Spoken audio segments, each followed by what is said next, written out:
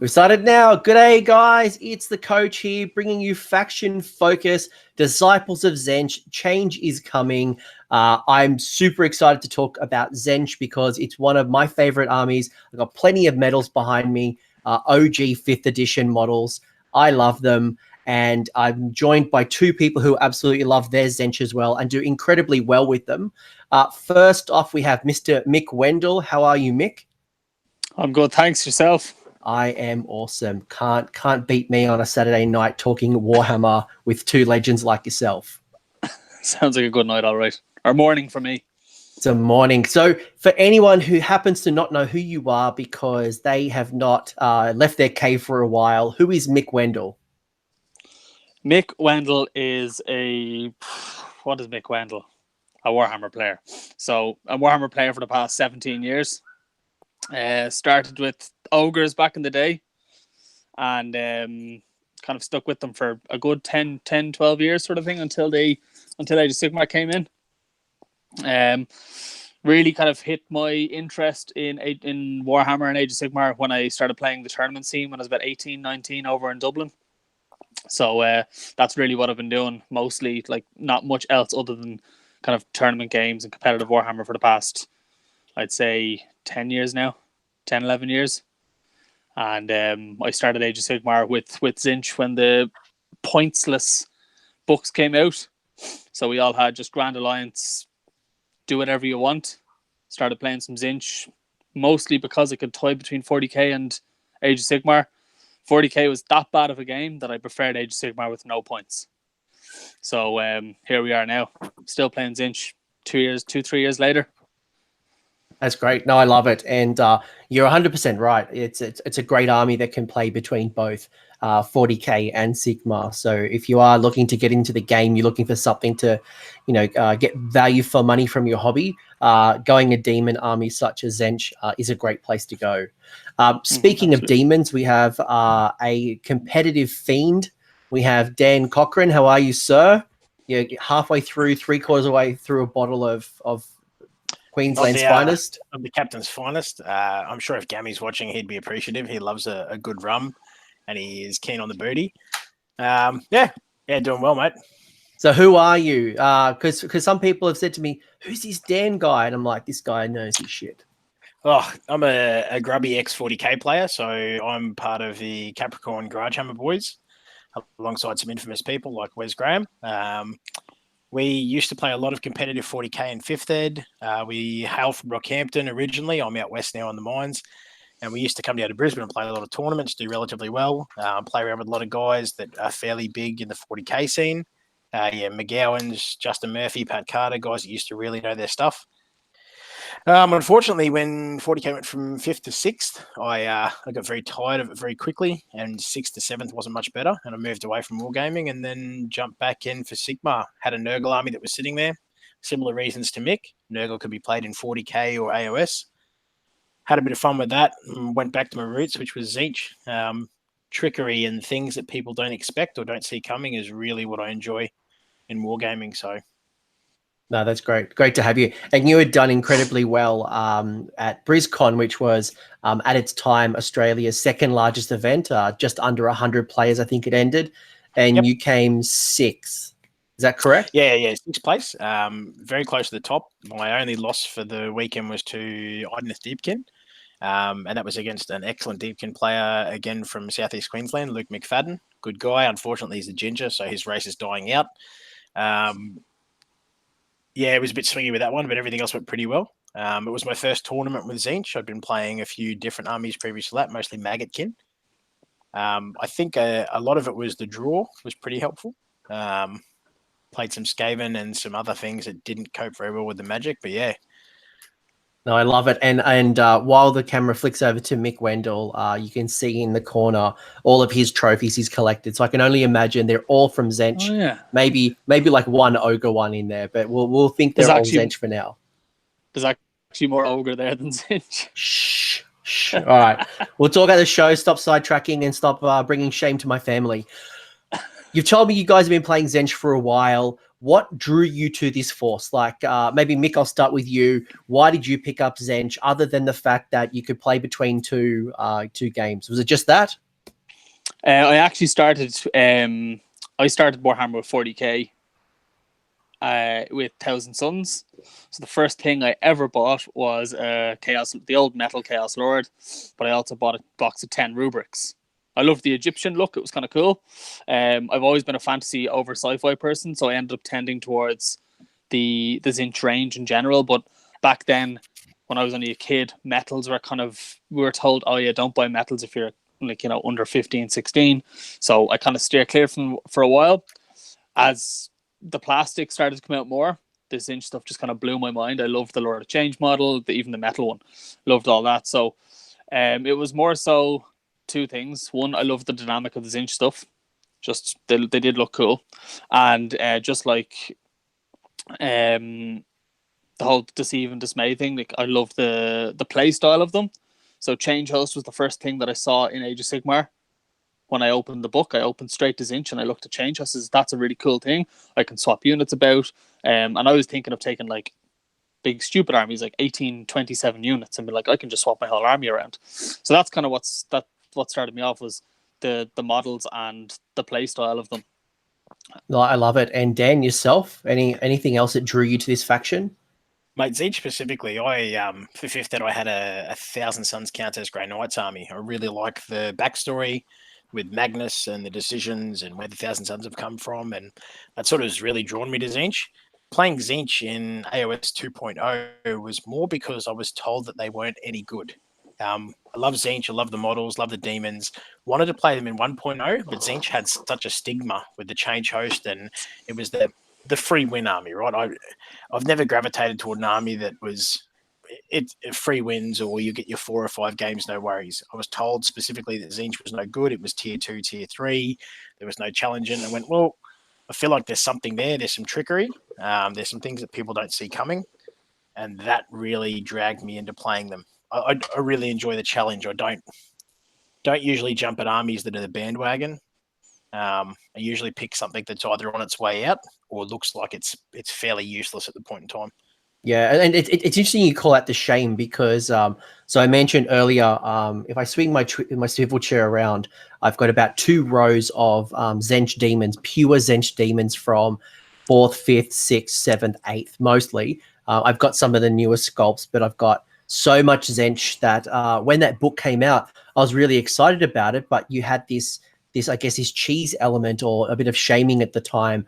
And because it's a Tzeentch demon army, the change host is really the list. So I actually didn't get to use it as much as I would have liked to, because I'm like, I don't want to be that player. So I think the game has evolved a lot since the first books dropped. We've all got endless spells now. We've got so many cool tools that, we don't have to rely on just particular builds. So I'm really excited to hear about how you guys are using it, and how do we, I guess, make the most of Tzeentch. Yes, you've got change host, but there's other things to do. So Mick, let me ask you, what is the strengths of Disciples of Tzeentch? It's the options. See, when I'm playing against people, I can kind of put together what they're going to do. So you can say that guy's going to go over here. This is his range of movement, and that's what he can attack. So, for example, I played a game against Archeon last night, and I knew that he could move his 15 inches, he could run, and he could pile in 6 inches. So I knew if I killed the Bloodthirster, that would stop him from being able to run and get into combat. So he was restricted to a 15-inch move and a charge. So it was very black and white. I knew what he could do. He could either do it, or he was going to either move that way or that way, and that was it. With Tzeentch, it's not that simple. So especially with Change Host, you have your 27-inch, within the 27 inches of the Lord of Change Change Host move, which is a huge board range. I think at one point I had a unit swap. The furthest models away had swapped something like 70, 80 inches. And then you can move after that. So it's that massive threat range of mobility. And then on top of that, you can get into range with all of your spells on turn 1. And couple that with endless spells that don't need to have a target. Stuff like Palisades and the Shackles. you have instant threat turn one with everything. So I suppose the main thing is the fact that a player can't guess what you're going to do. Yeah, They can only, try and mitigate the damage they're about to take by, I don't know, either pulling back or just going, do you know what, I have to run at you, hope for the double or something like that. So it's very much an army you can't plan as well against as you could against other armies. I Yeah, agree. There's so much shenanigans. Dan, what were you going to say? I'll roll in behind Mick there with where you're heading. I think the thing about Tzeentch that I've been enjoying is that the way that you play Tzeentch, especially if you're running pink horrors, running summoning, a little bit of variety list. Like I don't run Change Host. I haven't run it as yet. I've got the models to run it. I haven't been involved in running it yet. But I think something that a lot of my opponents have really struggled with is the fact that your battle line and your models don't actually matter. Usually you assign a points value to something. A lot of what we do as wargamers strategically is go, okay, this unit of, regardless what it is, Enlightened, Terminators in 40k, whatever it is, it needs to kill this much points to have value. Whereas as a Tzeentch player, part of your play style is to put pink horrors out front, get them close to the opponent so they physically cop damage, so you generate those blue horror tokens so you can take up more and more of the board. I'm sure Mick's found a similar thing where Tzeentch doesn't play in the first 2 turns of the game. You snipe characters, you delete hordes with your Gaunt Summoner if required, but as the game goes on, you actually get stronger and stronger. You don't do more damage, you just get more board presence. I've done things like throwing Ether Void Pendulums through my own pink horrors and doing damage to my own units so that I can generate those points so I can summon faster, so I can deny larger areas of the board. And people just don't see it. It seems to be something that is just counterintuitive for most Sigmar players that, hey, these units are meant to die. There is no trade. I don't care if they die. These are giving me points to stop you from doing something you want to do. Yeah, no, agreed. I think when we start talking about units, the pink horror specifically has such a unique mechanic at the splitting into blues and splitting into brims that I don't think any other unit in the game does anything like that. So you're right, it's counterintuitive. You can do some funny things that people aren't expecting, and they're great. They are such a staple battle line unit, and I love them. So Dan, let me ask you. Sorry, go on. Realistically, they're rubbish. I've never had them shoot anything successfully where they've done damage. I've never had them do anything but be in a position to throw spells. But as far as providing points and expanding the army that you've paid points for, fantastic. Blocking and movement shenanigans is all about Sigmar, right? Yeah, and their magic is incredible. Not many battle line units are casting spells. Dan, what's the weakness? If I was to build an army, what aren't I good at as a Tzeentch army? Probably those first 2 turns. I made some major mistakes at BrizCon in that game versus Luke. I probably was too aggressive, and he was playing Eels, Deepkin Eels, and so he obviously had a high mobility, high alpha strike, a lot of damage output. So he could sort of dictate the flow of gameplay to me, which is the opposite of what I would usually do by putting those horrors in front and allowing like the whole Terrorgeist thing where everyone's afraid of Terrorgeist at the moment. You could put blue horrors in front of them. I don't care if you kill my blue horrors, just give me brimstones. But with those eels, because they fly and their movement's so high and they can move so quickly with the tides, that countered what I wanted to do with my army.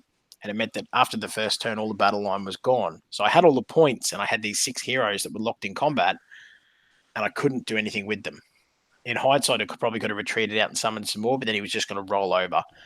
The weakness is the heroes, and every time I play one of the guys in our local group, it's always, look, if you kill the heroes, I can't resummon it. The same goes for Slanesh or Khorne or anything like that. You're new to those heroes, and that resummoning has no value because you can't use it. Anything else you'd want to add, Mick? Yeah, I would agree with pretty much everything you said there. Like Deepkin, I think, is my most feared matchup. Eels are just very difficult to deal with. I even against flying, like a lot of the flying stuff I've seen, stuff like Archaean and Bloodthirsters, you can still screen against them to an extent by saying, right, I'm going to put a unit of pink horrors in a line here. The furthest your base can go if you run is to like this point, which means your charge won't be enough to jump over the unit. So I'll do things like that. But with eels, they're just too fast. They've got too much. And same with like Enlightened. Like Enlightened would really hurt in a like if it was inch versus inch, and if I played against 18 Enlightened, I'd struggle against that, I think. So I still have yet to play against a Deepkin army. but that'd be the worst, probably one of the worst matchups. Similarly, would be things like blister skin ghouls with the chronomatic cogs, anything that's got that extra movement that has flying on that smaller base size. So there's elongated cavalry bases, the 32 to 40 mil bases. Archaon and things like that are all on those large bases where you can effectively screen them out of that 3-inch line. So you physically just go, you cannot move to this point because I've got things in the road. And like we've spoken about before, I don't care if you kill my pink horrors, they're just meat. They allow you to summon. And if you've got one left and you've got a Destiny dice that says a 1, that's great because it means I'm getting D6 of them back. But those small bases on flying units, Kinnerai Harpies are another one that's very, very good versus Tzeentch because they get on those angles and assassinate characters. Anything that's got that high movement or that drop value where you can't screen them out, that seems to be the anthem for Tzeentch in general. Yeah, I think, the characters being squishy characters and not necessarily, and your army really relies on the characters. So you've got to keep them alive. The amount of times I've played against a Tzeentch army and you take down those characters and, the whole army essentially collapses. Obviously, there are some builds like the Tzaangor builds, which are a bit more durable, but you've really got to protect your heroes and be very smart with them because they are often the power, but also they are what will make you crumble. They're what allows you to recycle those things. And you're right, that Tzaangor build where you basically playing Beasts of Chaos, but in a Disciples of Tzeentch list, that's its strength, is it doesn't crumble to those melee or that loss of hero. Whereas the opposite side is the Change Host or the Disciples of Tzeentch allegiance that I'm running with, where magic is the focus. And honestly, I took Tzeentch to run 9 endless spells because people told me it couldn't be done. It wasn't effective. It was a waste of time. Yeah, Tzeentch has great spell casting, so the strengths are really the spell casting. You've got really good models. They're quite durable, especially when we talk about units, about the banners. I love that bringing back demons on a 1. Then obviously the blue horror and the pink horror mechanics of splitting. So that's there's a lot we could talk about with Tzeentch. But let's talk about Mick. I'll ask you. What are the benefits of going with the Disciples of Tzeentch over Grand Alliance Chaos or some other faction? Like, what do I get bang for buck by taking allegiance to Tzeentch? Well, going with the demon side first, that obviously rules out your Beasts of Chaos, any point of using the Beasts of Chaos. The main draw is that if you take allegiance to Tzeentch, that's when you have access to the battalions. So you've got your Change Host if you're playing Change Host. If you're not playing with the battalions, the Destiny dice add a great, they're really good for certainty. So if you say, I need to get this charge off, or I need to get this spell off, or I need to make a save, you have that redundancy there. Like I've seen in the past where I left my Lord of Change open purposely to be shot because I had 4 5s and 6s that I could discount 4 of his wounds. And he took 3 wounds and I saved them all. And I was like, well, I didn't care. I got double turned, you see. And that he thought he'd got me. He forgot about the Destiny dice. I saved all the wounds and then it was my turn. I ran away and then I managed to double turn him. So that sort of certainty, you can kind of throw that in that as part of your game plan.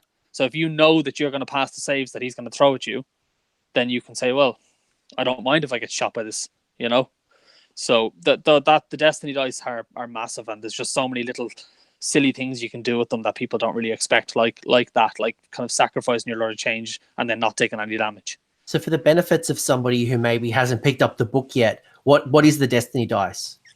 So the Destiny dice at the start of the game, before you decide who goes first, you roll 9 dice and you put them aside. And whatever the rolls on those dice are, you can use them instead of rolling a dice for hits, wounds, saves, battle shock, run, charge, casting, and unbinding. I think that's all of them. Yeah, I'm looking at it. Casting, unbinding, run, charge, hit, wound, save, damage, battle shock. You can't use it on priority. Damage is one you've missed, and there's an FAQ that states that you can't actually change the amount of mortal wounds that you do with a spell. Yeah. So. Yeah, I don't think that really needed an FAQ. Like I never did it that way in the first place. Even the mortal wounds on the Skyfires, I don't understand how people thought that that's how it worked. Because it specifically says damage, and the damage roll is you roll for damage after you fail a save. So I'm not sure that needed an FAQ, but yeah. So the Destiny dice that they're a lot stronger than just, the kind of one-dimensional, I'll get to use this as a guaranteed spell. You can actually plan your strategy around it. You can be a little bit more loose with your models, again, if you know you're going to be able to make those saves or definitely get that charge in. Angry nerds, mate. Angry nerds is why the FAQ required for the damage. Yeah. People can't understand basic English, basically. Yeah, exactly.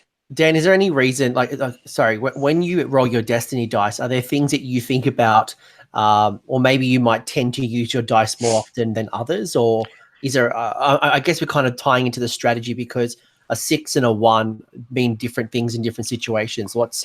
How does it all play about for you with those 9? I'm looking for anything greater than a 5 and anything of a 1. The ones are really, really important, and people don't see that initially because Battleshock roll a 1 with the banner for the pink horrors. That means you regenerate D6 models as opposed to losing model for Battleshock. So it's actually a 2-point, it's a plus negative swing, not a 2-point swing, because normally when you roll a Battleshock test, you're losing models. So whatever that is, and demons are bravery 10, we know that. But if you've taken heavy bravery, if there's been bravery modifiers, being able to just go, you know what, I'm just going to take that Battleshock roll as a 1. Because of my banner, I'm going to regenerate D6 models rather than losing however many models has turned up. That's really, really powerful across the course of the game. I've used pink horrors fairly successfully to tie units up, allow people to tune 9 out of the 10 of them out. They do damage to them. You go, okay, cool, Battleshock test is going to take the rest of the unit. Well, no, this dice that says I could just put a 1 there, that's gold. The other end is the 5s and 6s. I run a Lord of Change, and I'm sure Mick does the same. The master himself, Dave Kerr, I originally wasn't going to run a Lord of Change because I wanted an army that I could travel with because I live in the middle of nowhere. He talked me into the Lord of Change, and Dave was spot on. That doubling the highest roll means that you can put down a crappy dice of a 2 and a 5 and still have a roll of 10 to cast a spell, especially for things that can be really swingy, like Tzeentch's Firestorm. It's pure gold. So you're not even looking for the 6s so much. Anything that's a 5 or a 6 plus is wonderful. And then you're looking for the Lord of Change's command ability and then arcane terrain, and you're looking at a 10 anyway. So it means you can really compete with spellcasting armies like Ark in the Black, a Legion of Sacrament, anything with Nagash in it with those bonuses. You're still looking at even odds when you play those guys and try to get those spells off to do that damage. So ones and 5 pluses, mate. That's what I look for. Yeah.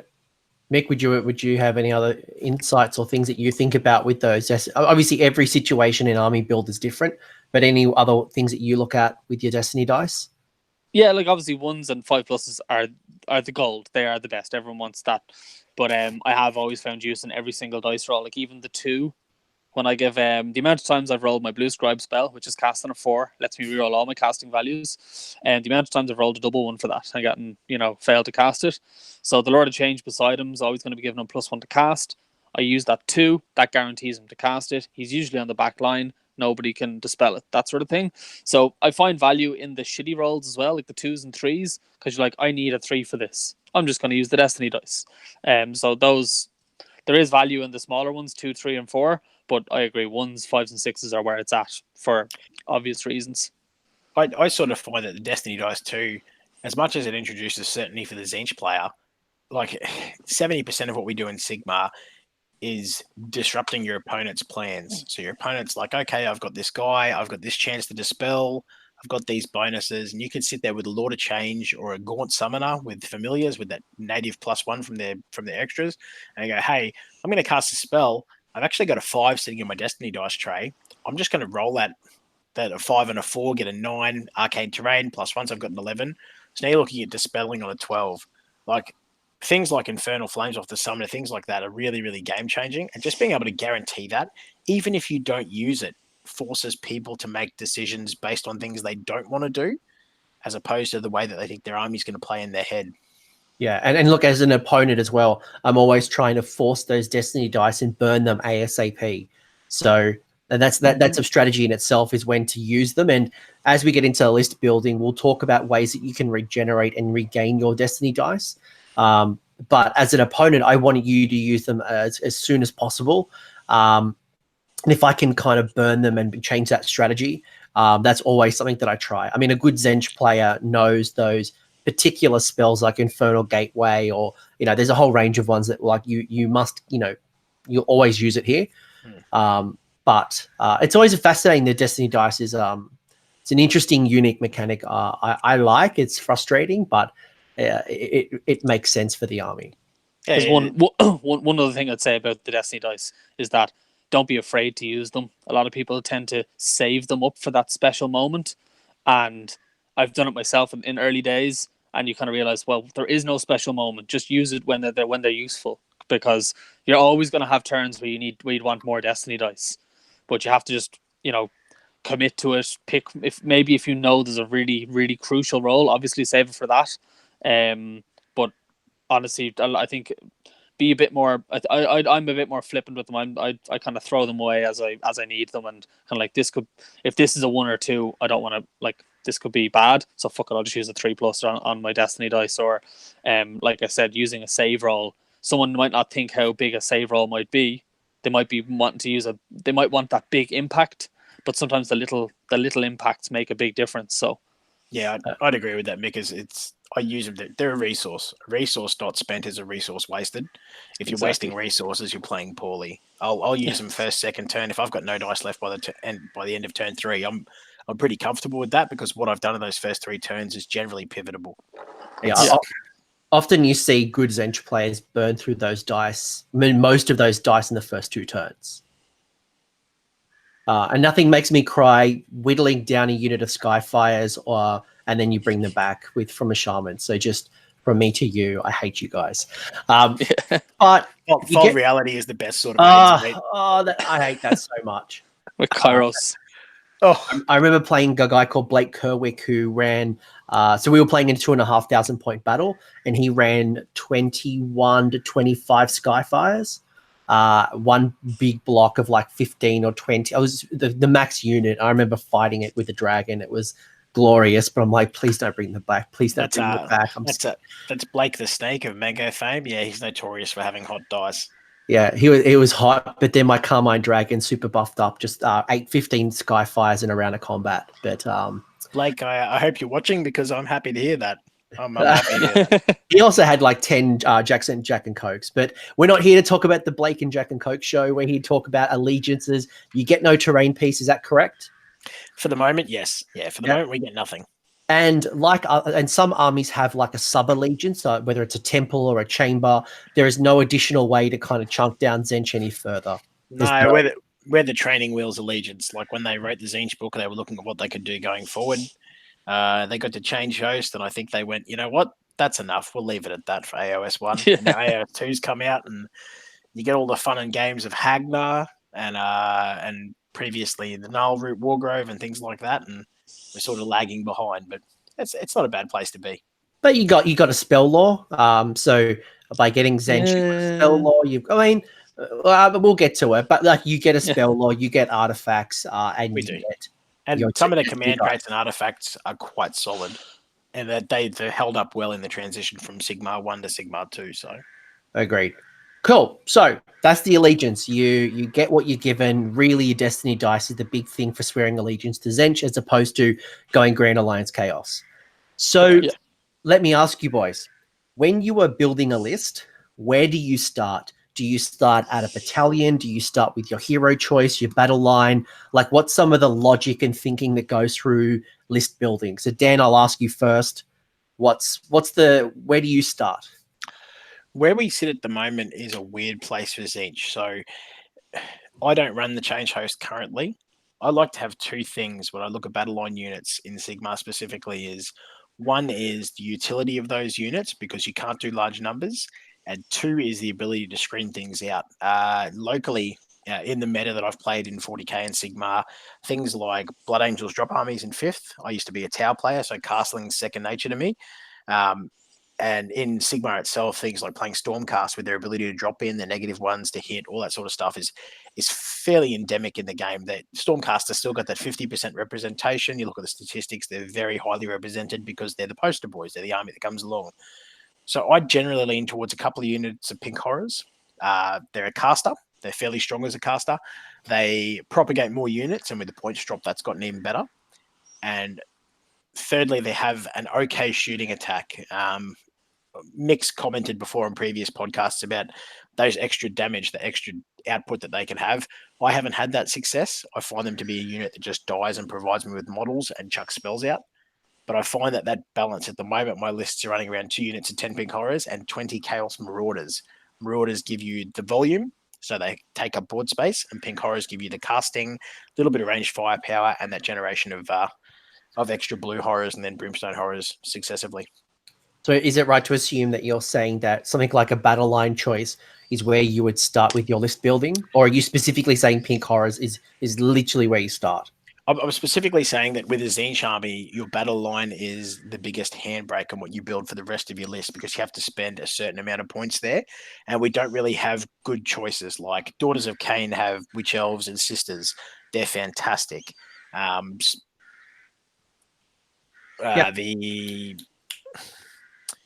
Free Guild have amazing swordsmen with their shields. So yeah, fantastic. Skaven have got Clan Rats. Clan Rats, I think we can say for points per model, are one of the best choices going around. Nurgle have got Plague Bearers. All those sort of things are an automatic battle line choice that has more advantage than just being battle line. Yeah. Pink Horror's advantage is that they're a caster that's battle line, and they are hella expensive for what they do. They're not cheap for what they do, but you have that high cost of 360 points or 480 points for 3 units of 10 that happens before you even start the game. So you know that's your baseline. So everything else comes after that. And you have to sort of work around that as to where you're taking your army. And Mick, what's your thinkings? I start based. My start is kind of like, what do I want this army to play like? I like you were saying earlier, I don't really go on a meta buzz. Like I've never bought a list that's come out and I'd be like, oh, I'm going to start that now because they're the new thing. Nothing to do with, I'm nothing against it. I've still got that bit of hobbyist kind of inside where I think what I'm doing, I have to enjoy first. And then, so like that's how I ended up playing Gutbusters. That's how I ended up playing Tzeentch in the first place. So I end up going, okay, how do I want an army to play? So I started off, I wanted to play Endless Spells after playing against Richie at Bobo. So he had Gloomspike gets with 5 or 6 Endless Spells. So that's where my start was. And then after seeing Change Host actually kind of do well at Bobo, I was like, well, I'll go back to Change Host. Now I never played it when the split rule first came out. I only played it back in the Grand Alliance when I used Flamers and Screamers and everything. Back when MoComp was the only points we had. So I said I'd go back to that, and I basically just wanted to kind of maximize number of casters so I could cast as many Endless Spells. So Pink Horrors, I just said, well, 3 by 10 Pink Horrors straight away. That's my battle line. I wanted to go 1-drop as well, so I stuck with only units from the Change Host, and to be honest, I picked up the Pink Herald first because I have a converted Pink Herald from Silver Tower. I copied one of Games Workshop staff guys with the books, the librarian. So I gave him 3 or 4 books and I really liked the model and I was like, I want to include him in the list. So that's kind of, and then I kind of adapt from there. If then I don't think the army is optimum, I will then start to optimize the list. But my start is kind of, this is what I want to do. Now let's see how it works. And then I'll progress from there. All right, well, let's start with, look, I think that's the brilliant piece about Tzeentch is that there is no one particular build. You've got so many options. Battalions sometimes will dictate how you build a list with Tzeentch. Other times, you don't have to run a battalion. I don't think it's an army where you must run a battalion to make it successful. So let's talk heroes. Maybe let's start talking about the top of the tree because there are some really expensive heroes. And you've said battle line like Pink Horrors or even Tzaangor can be quite expensive. So when we're looking at our hero choices in Tzeentch, which are the ones that stand out for you and why? And, maybe think about whether it's more of the mortals in regards to the Arcanites or even, the demon side. So, Dan, I might start with you first. Is there any particular heroes that's come to mind? Or maybe do we talk about the Lord Change himself? I'll leave the Lord of Change for Mick. He's got a bit more experience with the Change Host and a little more experience with the army in general. I have not been able to write a list yet that doesn't include a Gaunt Summoner. Whether he's a Gaunt Summoner by himself or a Gaunt Summoner with the Familiars. That Infernal Flame spell of being able to delete half of a unit, a single wound unit, within a certain threat range. And that's got to do with my choices of my endless spells and also my command traits. It gives me a lot of reach with that. he is so pivotal. And it's not always the damage that he can do, it's the threat of the damage that he can do that prevents people from moving onto objectives, playing those options where they're going to score points. That spell itself is just ballistic. Like, I wouldn't expect it to be. I wouldn't honestly be surprised to see it change to a 5-up in the next edition, because it is super strong. For 180 points, he's easy to kill, but the amount of damage that he can put out at that threat range is phenomenal. Yeah, look, he scares the bejeebus out of me. He is a horde killer. He threatens the board and does a lot of damage. So I couldn't agree with you more. The Gaunt Summoner is definitely a strong inclusion in any list. Has his rules changed in the new GBH 19 and the familiar one's no longer an option? Or am I dreaming something up? Yeah, that's right. Yeah, I think they were talking about kiboshing the familiar, which has put a little bit of dampener on him. The -1 to hit in combat and the +1 to casting was very handy, but obviously fairly strong for the same points as the normal model. There was also some funny interplay there, because it's not technically a unit; it's still a unit of one model, so you could still use the Balwin Vortex, but you had these extra things that were models but didn't have a wounds profile. They were just part of the initial model. It was less than 9 wounds or less than 8 wounds. So you can still use a Balwin and Arcane Sacrifice to magnify that threat range. So yeah. And then also, and then just when they FAQ the familiars to be extra wounds, towards the end there of GHB 2018, he then became a 9 wound model. So that made him very strong towards the end. What about yourself, Mick? What are some of the hero choices that you like? Well, the obvious one is the Lord of Change. It's more so not on his own, but more so his role in the armies that I play with them. So I used to play with him back in GHB 16. I ran a mixed demon and Arcanites list, and I actually dropped him because he didn't do what the army was meant to do. So instead of having a big target, I dropped him for more bodies on the board, because I had 30 Tzaangor, some pinks, big block of 30 blues, big block of 30 brims, that sort of thing. He didn't really do a lot in that list, but in the change host, his utility is just incredible. So obviously the more casting you're doing, the better. Been able to stack command abilities now as well. So giving +1, 2, or 3 to cast on a turn to everyone within 18 inches. His reliability to cast as well with the blue scribes nearby is again phenomenal. So having that, absolutely fantastic. Yeah. So like, being the fact that you only need to roll, if you have the +1 to cast, you need a 3 on one of the 2 dice you roll with a reroll to cast his Infernal Gateway spell. So that makes it a 7 or more, depending on how much you stacked the command. So that's a big deal for me, like the reliability of being able to cast with the Lord of Change, and then what he does for the rest of the army, giving everyone +1 or 2 or 3 to cast. I'll support Mick with that too. Probably the Lord of Change's Infernal Gateway. The fact that you can reliably, just statistically, forget rerolls, forget anything else, do 6 mortal wounds on a target within 18 inches, forget spell mirrors, means that those Hag Queens, those branch wraiths, all those little characters that do multiple buffs to different armies that are key. You don't have to worry about negatives to hit. You don't have to worry about anything. It's like, I'm going to do 6 wounds to this 5 wound model and watch it fall over. Like, it's just magic. Exactly. Yeah, I think, for the Lord of Change, the 2 abilities I love with him is definitely the Master of Magic, which turns that highest dice. Is it the highest dice he doubles it, or the lowest dice highest dice? Yeah. Which is really cool mechanic. One that I've seen used, and you can't rely on it, but definitely something that I've seen being used really well is the spell thief spell or ability, which allows you to steal a spell on a roll of a 9 or more to unbind, which can be interesting, especially in some of these ones. Mate, curse of years, coach. Curse of years on stolen on a 9+, and it is magical. Right. And then you start combining that with like a blue scribe, and like there's so many cool mechanics behind that. But I love the idea, and again, stealing something really powerful from your opponent. Even just the ability, there's other things too. There's other characters that get overlooked, like the Curseling. the ability to cast in your opponent's hero phase, like someone casts Arcane Shield, it fails, or Mystic Shield rather, and you dispel it and immediately get to cast it with your Curseling. I've used that to great effect. Having double Mystic Shields on a couple of units, fantastic. Probably another one that doesn't get much love and I think is worth looking into is the Olgroid Thaumaturge. So his Fire Blast spell is another Bolt of Change.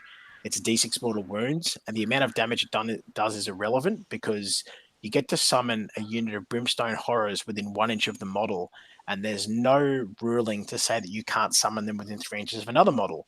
So if there's, for instance, 2 Warp Lightning Cannons side by side, where they're getting the bonuses from the Skaven Engineer, or Ballistas that are looking for a Lord Ordinatus or an Ordinatus Engineer, you can tile those units in combat and force them to kill those stupid Brimstone Horrors for no gain, rather than targeting your actual units that do damage or have some effect on the gameplay. So Tzeentch has got a wealth of characters, nothing that's really choppy and does damage, but all these little things that have just a little bit of spin that forces your opponent to go, do I really want to do that? Do I really want to close with them? And that lack of choice is, I think, where the army really comes into play. Yeah, Yeah, agree. I agree. Mick, yourself, any other call outs or standouts that you would want to shout out to in the hero piece? I'd agree with what he said, that the little ones that got like the Magister as well. Kairos with being able to throw, the two of them being able to throw spawns into combat with you in the hero phase, and they can then move again in the movement phase. So those little things, yeah, they're magic. Blue Scribes, I don't think I've wrote a list lately without them, because it's all Tzeentch wizards within range, so it's not just demon wizards. And then the other kind of unsung hero of my old list was the Chaos Sorcerer Lord. Mounted Chaos Sorcerer Lord, such a good model. Now, he's not much use in my current list. He's very good, I think, in a Tzaangor list. He has, I think, 2 or 3 different ways of giving reroll ones. He has his ocular vision, so he gives a unit reroll ones to the saves.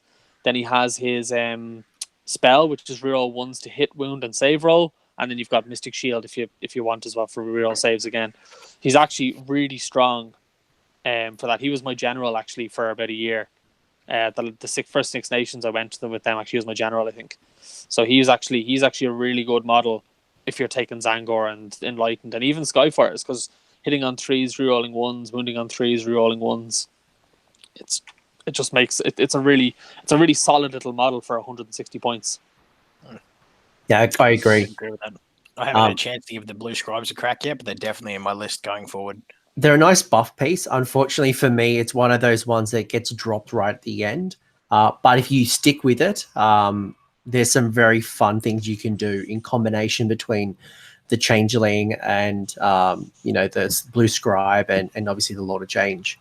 Oh, mate, the Changeling points drop. That's enough to make my nipples cut glass, eh? I love that model. Do you like the obviously the Changeling model is incredible.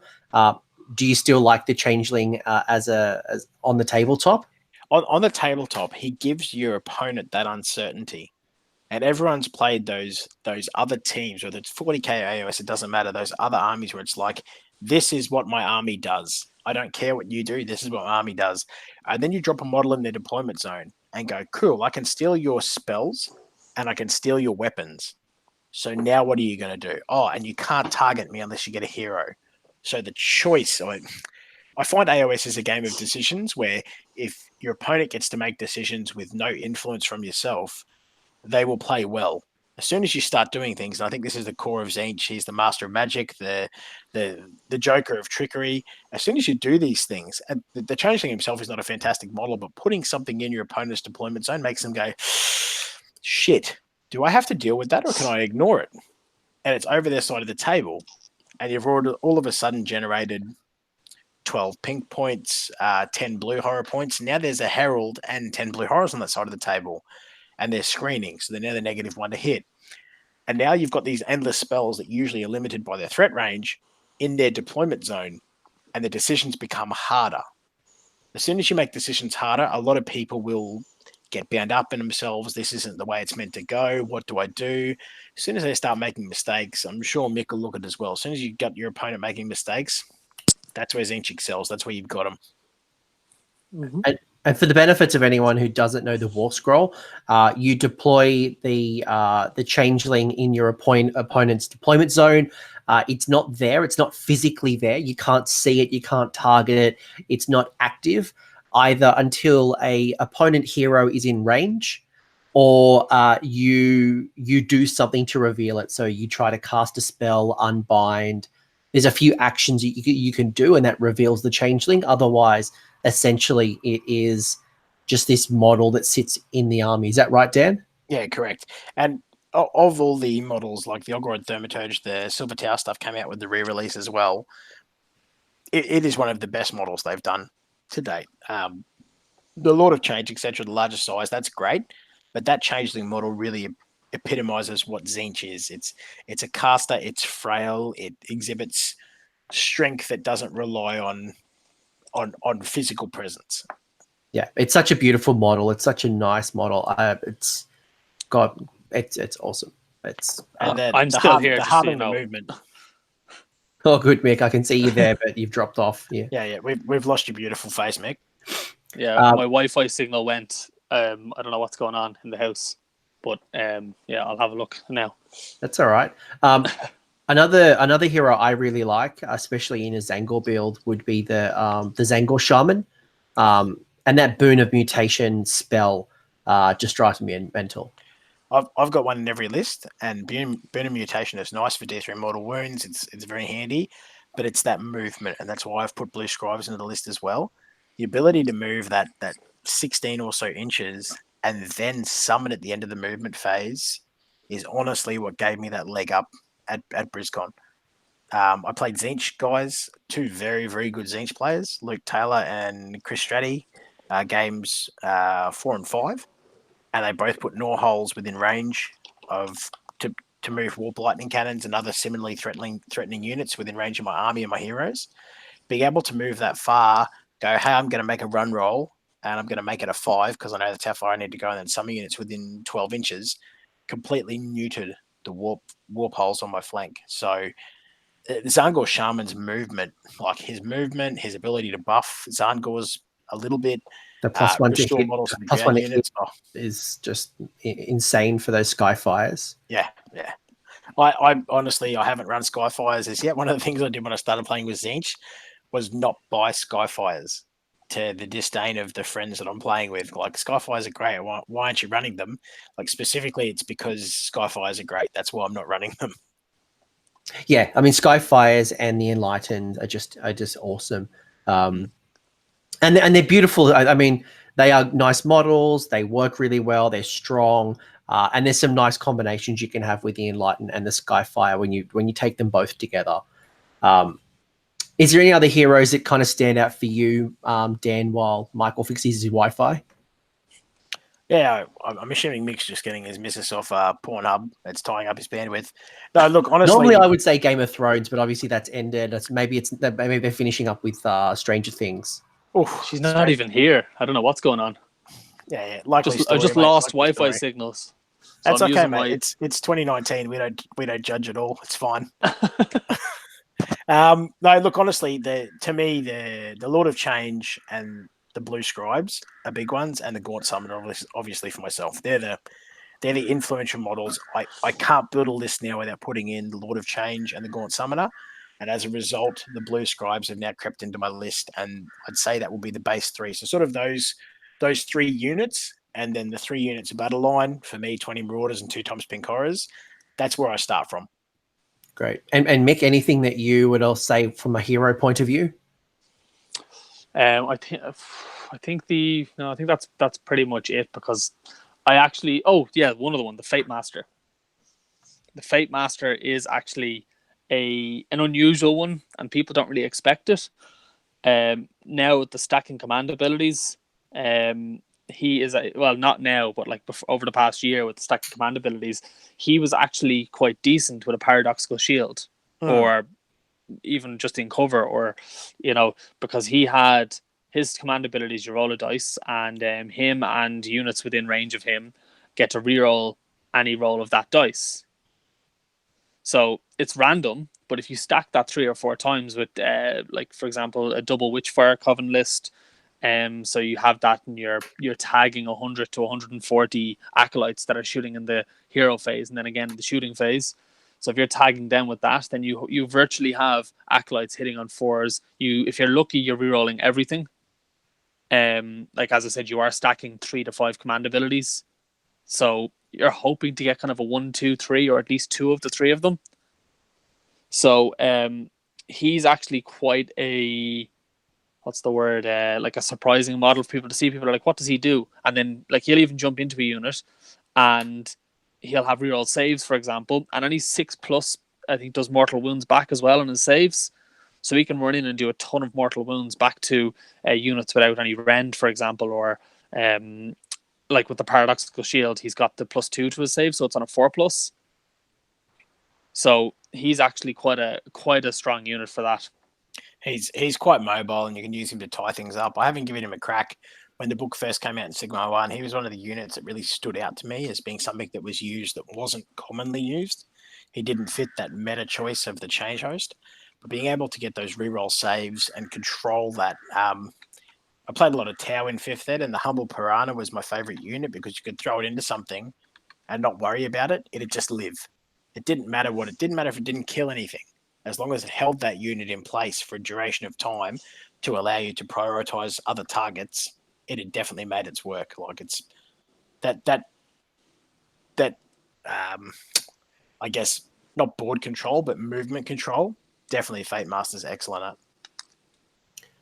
With some of the other heroes you've got, I'm personally not a fan of things like the Herald on Burning Disc, also the Burning Chariot. I have taken the Herald on disc to keep up with some of my faster units and to bring them back. What do you guys think about the Heralds? Either the Herald on foot, Herald on disc, or on the Burning Chariot? Do you like them or not? I personally find that I don't have enough points for them. I'd rather put my points somewhere else. Mick, I'll let you grab that one to start with. Yeah, so it's of the 3, the Heralds, the one on foot is the strongest in terms of spell casting, albeit he's very immobile. So you'd only take, in my opinion, you'd only take one of those Heralds in a change host list, because then you can change host the Herald onto the front line, then you can Balewind up, and then you've got, I think the potential threat range, if you put him onto the front line, is something like 31 inches. So, and his spells are actually good. Like, he has a D6 mortal wound spell. If you roll a 9 or more to cast, he gets to cast a second spell. So he's a very good offensive wizard. The disc is kind of like on par, but for a different reason. He's got the mobility of a 16-inch move disc, and that's really good for when you want to fire him into your enemy's deployment zone and summon a bunch of horrors on an objective. So you can get that 22-inch move and summon stuff. So they're kind of good for different reasons. Now, what I usually do is I usually use my first 12 conjuring points or fate points to summon a Herald on disc. And now I've got this mobile wizard running around and summoning blue horrors everywhere. Like yesterday, I played a game against Archeon, and that's exactly what I did. Archeon was about to come in. I said, okay, well, I'm still taking the turn, so there's a threat of a double turn on the horizon, so I'm going to summon a Herald 12 inches in front, and then 12 inches in front of him, there's 40 blue horrors in 4 lines, 3 inches apart. So Archeon's got to go through those lines of blue horrors, and he can't use the double pile-in from his Reapers of Vengeance to kill 2 units. So, because they're more than 3 inches apart, and some of his weapons only have a 1-inch range, so I make sure that he can't pile in the full way. So that sort of thing, like those, like the disc is great, but I think he's better to summon later on. Yeah. A question from the chat, which I think is actually a really good one to call out. Back to the Gaunt Summoner for a second, Michael, Mick. Sorry, your name come up as Michael in the little panel. I'm like, no, he's a Mick. He's a Mick. Don't call me Tony. So one of the questions came up about the Gaunt Summoner, and specifically there is a rule called the Book of Profane Secrets, which allows you to summon a unit at the end of the movement phase if you are within range of a realm gate. Have you found that has come into play at all? I know certainly in my local meta in Australia, we don't use realm gates. You don't get to bring a realm gate, if I remember correctly. And very rarely at tournaments, when you do get to bring a piece of terrain, do they allow you to actually use the war scroll of that terrain piece. They just make you use, arcane, deadly, commanding, the generic rules. Yeah, just the standard terrain dice. That's been my experience as well. So have you guys found that you're able to bring anything back with the God Summoner with a realm gate, or you just don't have those opportunities? Mick? No, I haven't. No, like I pick any tournaments I'll go to are very specific. I look at a pack and I'll decide whether that's for me. I have yet to read a pack that says bring your own scenery and use the scenery war scrolls. And I've yet to read a pack that says we are using scenery war scrolls.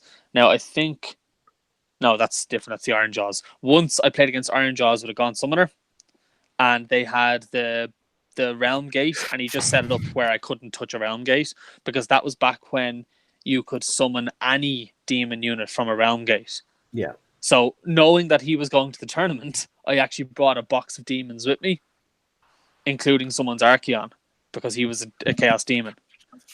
I had Be'lakor, I had everything in my box ready for it, and I played him in the last game, and he just deployed it on the other side of the board and said, "No, you're not getting that. No way." So no, it's never come into a competitive game, and to be honest, I don't think it should ever come into a competitive game. They have nerfed it in that you can only summon one of the 4 battle line units from the Chaos Gods. Yeah. So, but even summoning a unit of Pink Horrors is getting a free 200 points. 180, Mick, 180. Oh, sorry, yeah, 180. But I guess the point remains. So, is it legal? Yes. The war scroll still says that you can. I think it comes down to the event or even the match you're playing. So if you're playing at the local games workshop and you're allowing to use realm gates, awesome. If you're at a tournament or a competitive environment, very unlikely that you will be able to play with a realm gate. Check with the tournament organizer. Often they'll say if you are using scenery war scrolls. If that is the case, yes, you get to summon at the end of the movement phase with the Gaunt Summoner. But I have yet to really see events use war scroll scenery. So now I've questioned it as well, Coach. But Queensland predominantly will just use the scenery dice. I think most tournaments, to be honest, there's too many variables. It's some of those things can be quite powerful for some armies and completely useless for others. So this would be a good example. You could bring a couple of Gaunt Summoners, say, oh, hey, I'm bringing a Realm Gate, and all of a sudden, in that end of that first movement phase, summon on 540 points worth of extra Pink Horrors, and that would be fairly unbalancing. So I at least where we are, I can't see that happening. I haven't given it a crack, and to be honest, I don't think I would.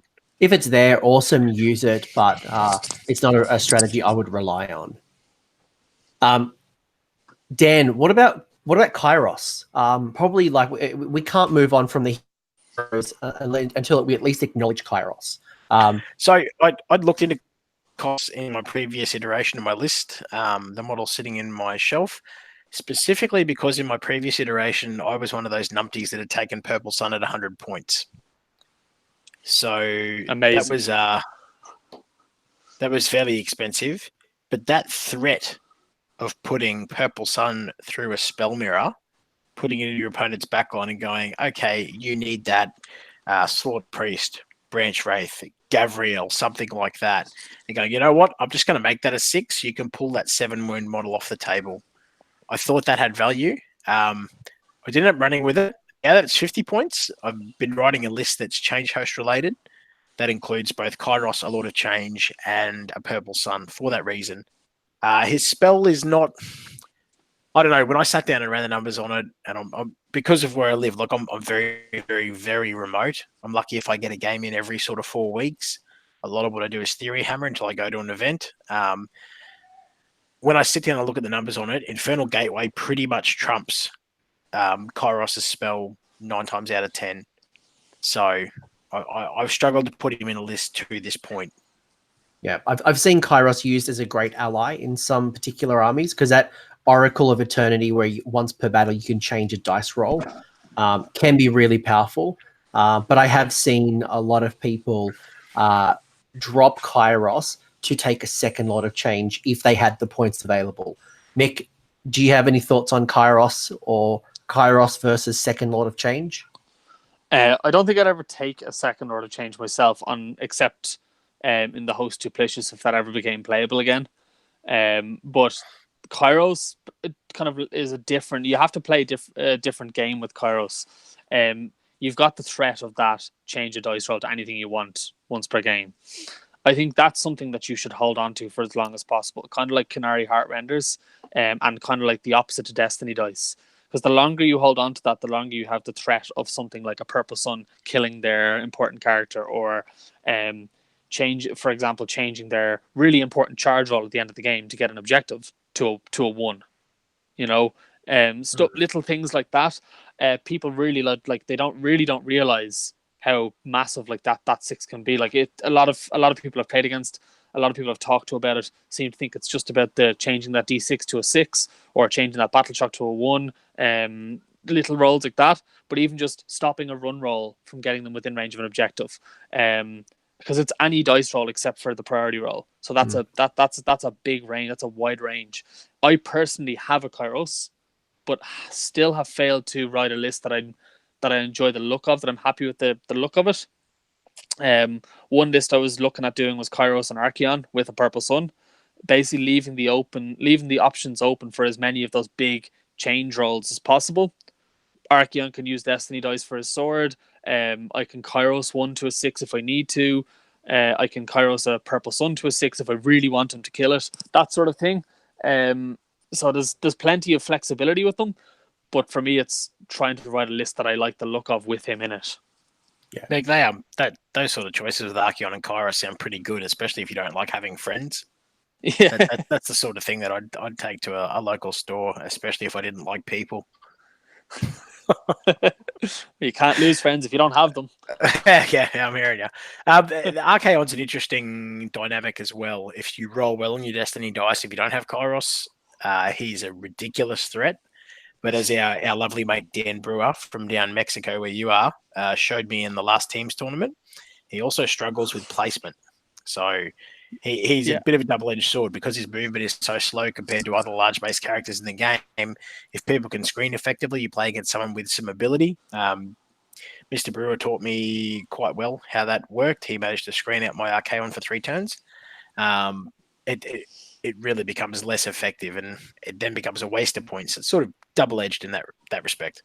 So just for the clarity, can I take Archeon in a Disciples of Tzeentch army?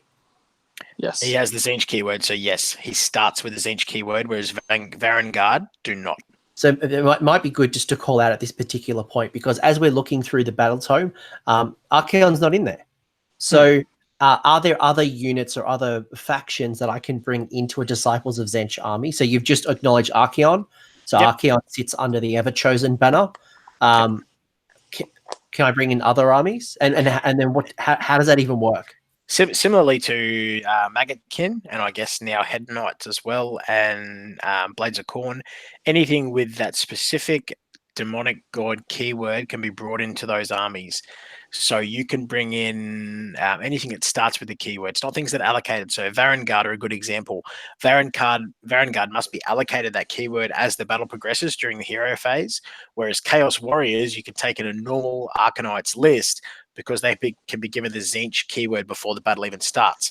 Same as Marauders, Chaos Knights. Variations of Chaos Knights. Obviously, there was that whole phase with the Plague Touch Warband and the Chaos Knights working under Nurgle with Pestilent Blades for the mortal wounds, which Kerr used very well in that first Masters.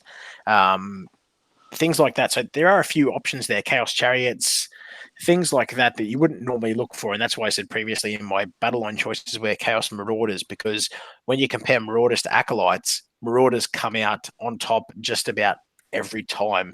You get double the wounds, you get double the board presence, they're better in close combat, the negligible shooting attack becomes worthless when you look at the amount of wounds they've got. You've got the banner to give them bonuses to hit. Like, there's definitely options in there from other books, and the same goes for all the Chaos factions. And look, as a Chaos player since 15, 20 years now, in different iterations of both fantasy and 40k, I think that makes logical sense from a purely fluff standpoint.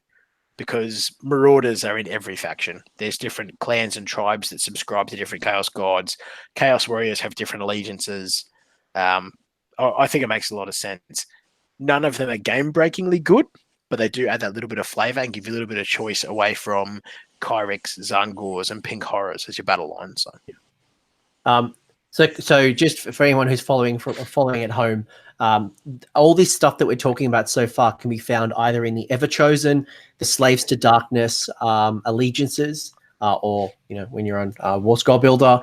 Correct me if I'm wrong. There's also some Beasts of Chaos, or at least a particular Beast of Chaos battalion that's Tzeentch. Is that correct, or am I dreaming this up? No, that's correct. And I believe with the points, I haven't done it, but I've heard from other podcasts and guys that play Tzeentch competitively that it is possible to fit in the... Mick, do you remember what the name of it's called? I haven't got my phone in front of me, so can't look.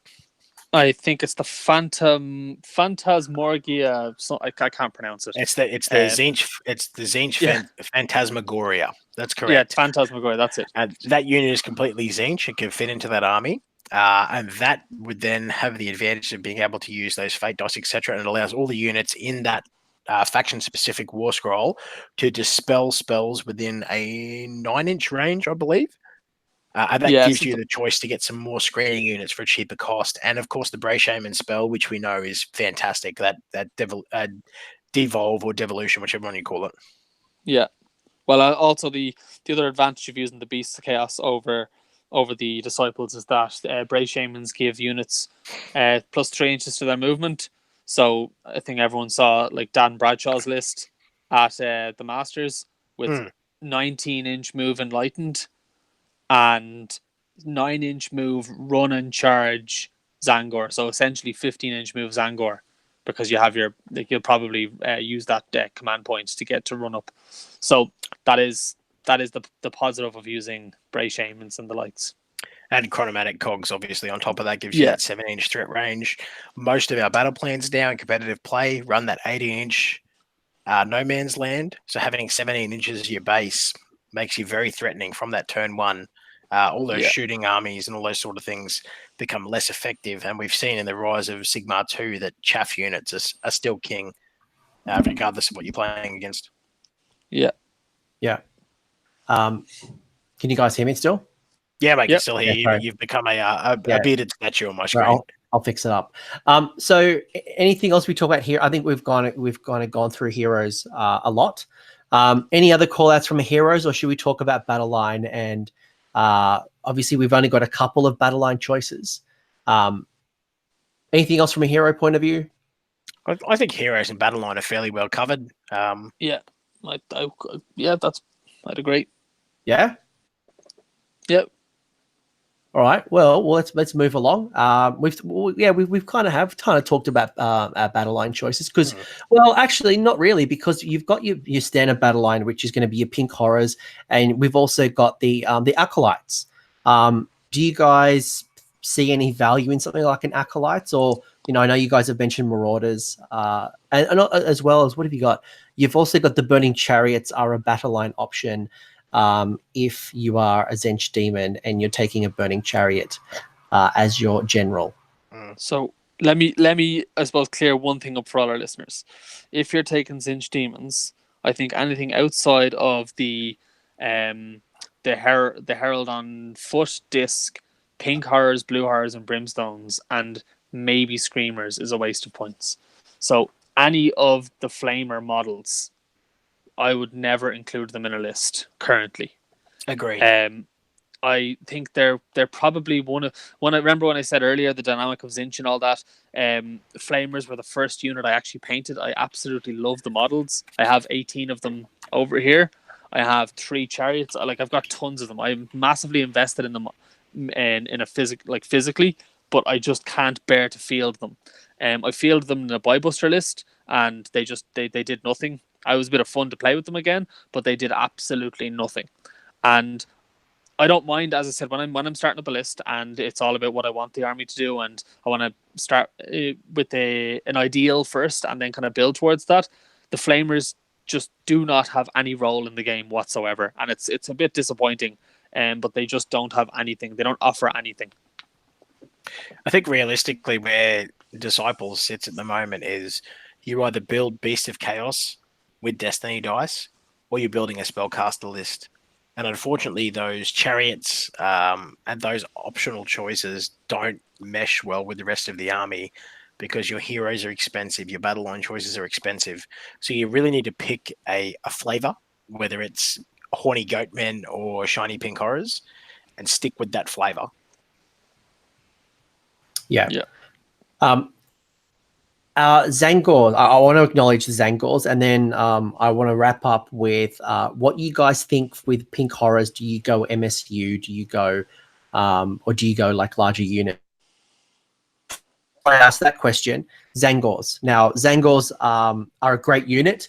I think you start seeing blocks really at max. People try to get in as many of those 30 blocks of units as possible. The shields are pretty crazy. They do a lot of damage. Tzaangor build is probably the stronger build at the moment. Obviously, the tide is changing with Change Host and Endless Spell heavy Tzeentch. Any thoughts around the Tzaangor build? Or, I mean, Dan Bradshaw is a really good example of someone who took that to the max. Do you guys like Tzaangor? Do you see anything that you want to call out here? I've got 20. I've got the 20 Tzaangor. I haven't run them as yet. I don't run combat heavy armies. I feel like it's not a thing that Tzeentch does well. It has the potential to have a combat heavy army, but it just doesn't appeal to me.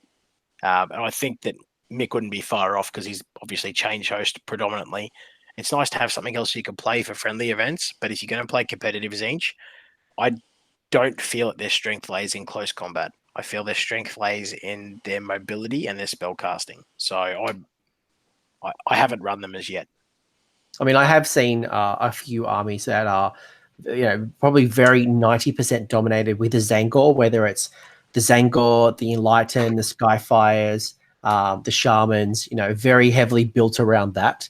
And it does have some really good tricks. But I think to your point as well, Tzeentch is very much a spell kind of army, and you're probably not playing to that strength. Mick, anything you want to say about Tzaangors? Yeah, I actually used to love Tzaangor. As I said, I was playing Change Host up until we got a book, and when we got a book was roughly when we got points for Tzeentch. And when the book dropped, the first thing I did was bought 30 Tzaangor and 9 Enlightened / Skyfires, and then a bunch of the blue horrors and pink horrors. So I actually had a bit of a mixed list. I loved the Tzaangors back then. They had the 4 or 5 attacks apiece. They had the shields, which got the 6 up mortal wound save, and then when they got GHB 2018, they lost their extra attacks when the Beasts of Chaos came out. So that kind of did it for me. I actually built Skyfires. I preferred Skyfires. The first time I probably went for something that was like, this is actually really good, but I played to my play style because I wanted that mobility. I wanted to be able to pick things off from a distance. But Tzaangor went down for me when they lost their attacks, and I wasn't really interested in playing them anymore at all. Still to this day, I can't really warrant playing them, even though I actually have 60 of them at the moment.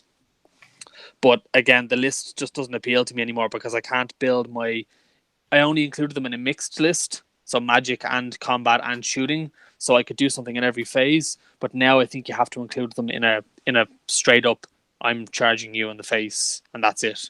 And it's just a bit too one-dimensional for my liking. So I haven't really found a place for Tzaangor in my lists at the moment. And if I did, I'd probably go no bigger than 20-man units.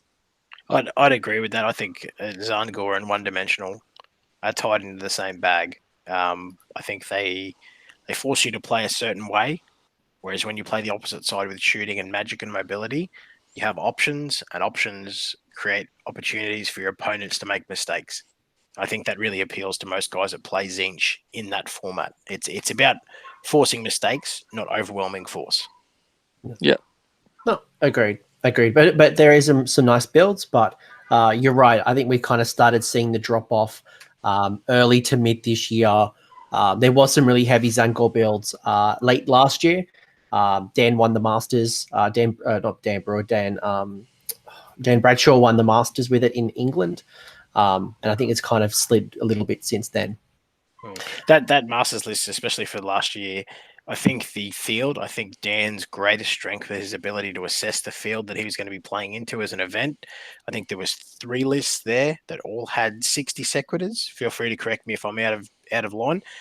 But that mobility and that overwhelming force into a combined area, a mobility of the Skyfires and the Enlightened, and the resilience and the damage of the Tzaangor on foot really played into that, because you could maneuver around those sequitur style lists, which are obviously play themselves sort of lists, snipe the characters, deal with the things you need to do, and grab objectives. I think the army was okay, but his strength was assessing that field of what he had to do before he went into the event.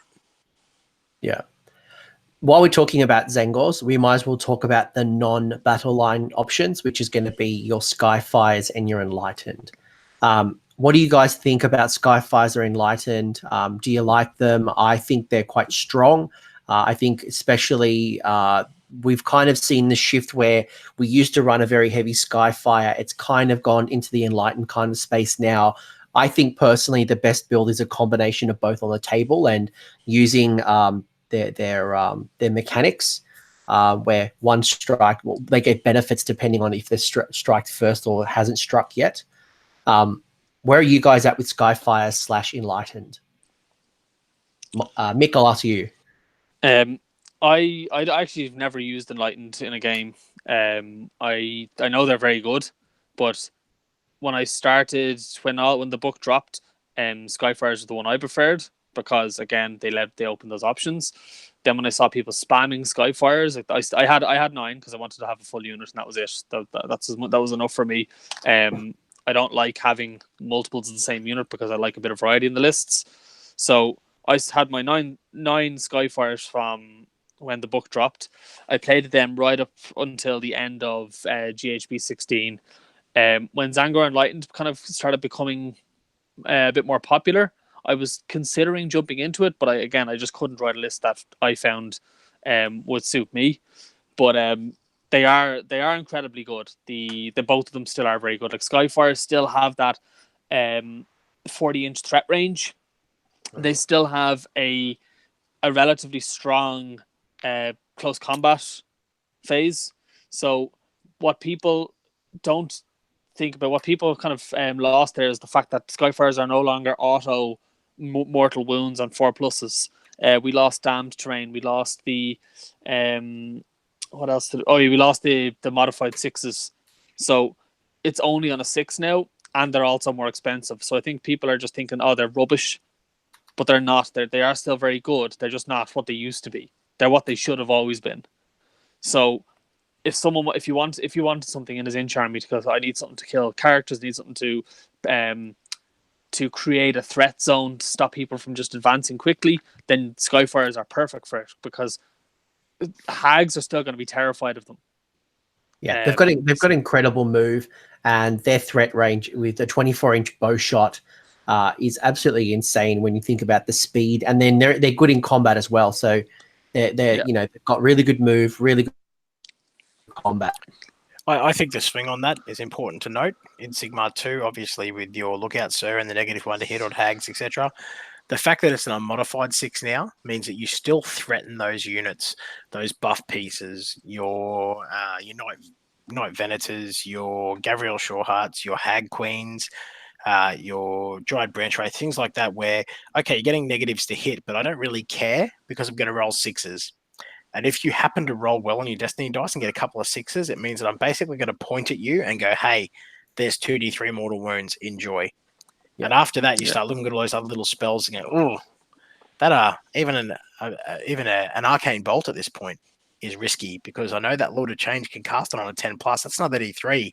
I need to start making choices, and that upsets people. I haven't run Skyfires to date, specifically because they were the crutch in Sigmar 1. Sigmar 2 Enlightened were pretty good. They hadn't quite achieved the notoriety that they've achieved now. But I think Skyfires are the better choice. In hindsight, I used my Enlightened alongside a Tzaangor Shaman. I would use I can't remember the name of the Arcane Tether, and I would use the Tzaangor Shaman, hit one side of the unit, tank the wounds with the 2+ into the pink horrors to generate blue horrors, and then use the Enlightened on the other end of the unit to string them out and do damage. Skyfires have an advantage there because they get that rerolls to hit before anyone else attacks. So if it's your turn and you charge, I think they're statistically better, whereas you have to take some damage to make Enlightened work. Enlightened are great. I've had a lot of people go, Jesus, that is a lot of damage when they follow that normal mental sequence of, okay, I'm going to try and kill the character. Now the Enlightened are hitting me. I'm strung out. I can't get enough models in base, but they're hitting 2 models and inflicting damage on the entire unit. Reroll everything. The D3 damage -1 and the 2 damage from the spears and the D3 damage -1 from the discs. The mobility, all those sort of things sort of tie up to make them able to assassinate much heavier options than you would normally expect. But I think with the slight points increase and where Skyfires sit, Skyfires overall are going to be a better choice now. That threat range, that 24 inches on top of your movement, that's absolutely hysterical. People just don't expect it. Yeah, and then you add the shaman who's bringing them back when they start to die. They are a rock solid unit. Fold reality. Whew. Beautiful spell. You've Except when you roll a 1. Oh. You've got a couple of other units that sit outside of the battle line choice. So you've got, well, we already kind of acknowledged the Burning Chariot. I'm not a fan of it personally. You've got other things like you've got your blue horrors, you've got your brimstones, you've got your exalted flamers, you've got your screamers, and you've got your regular flamers. What are your thoughts on some of those units? Mick, I'll go to you first.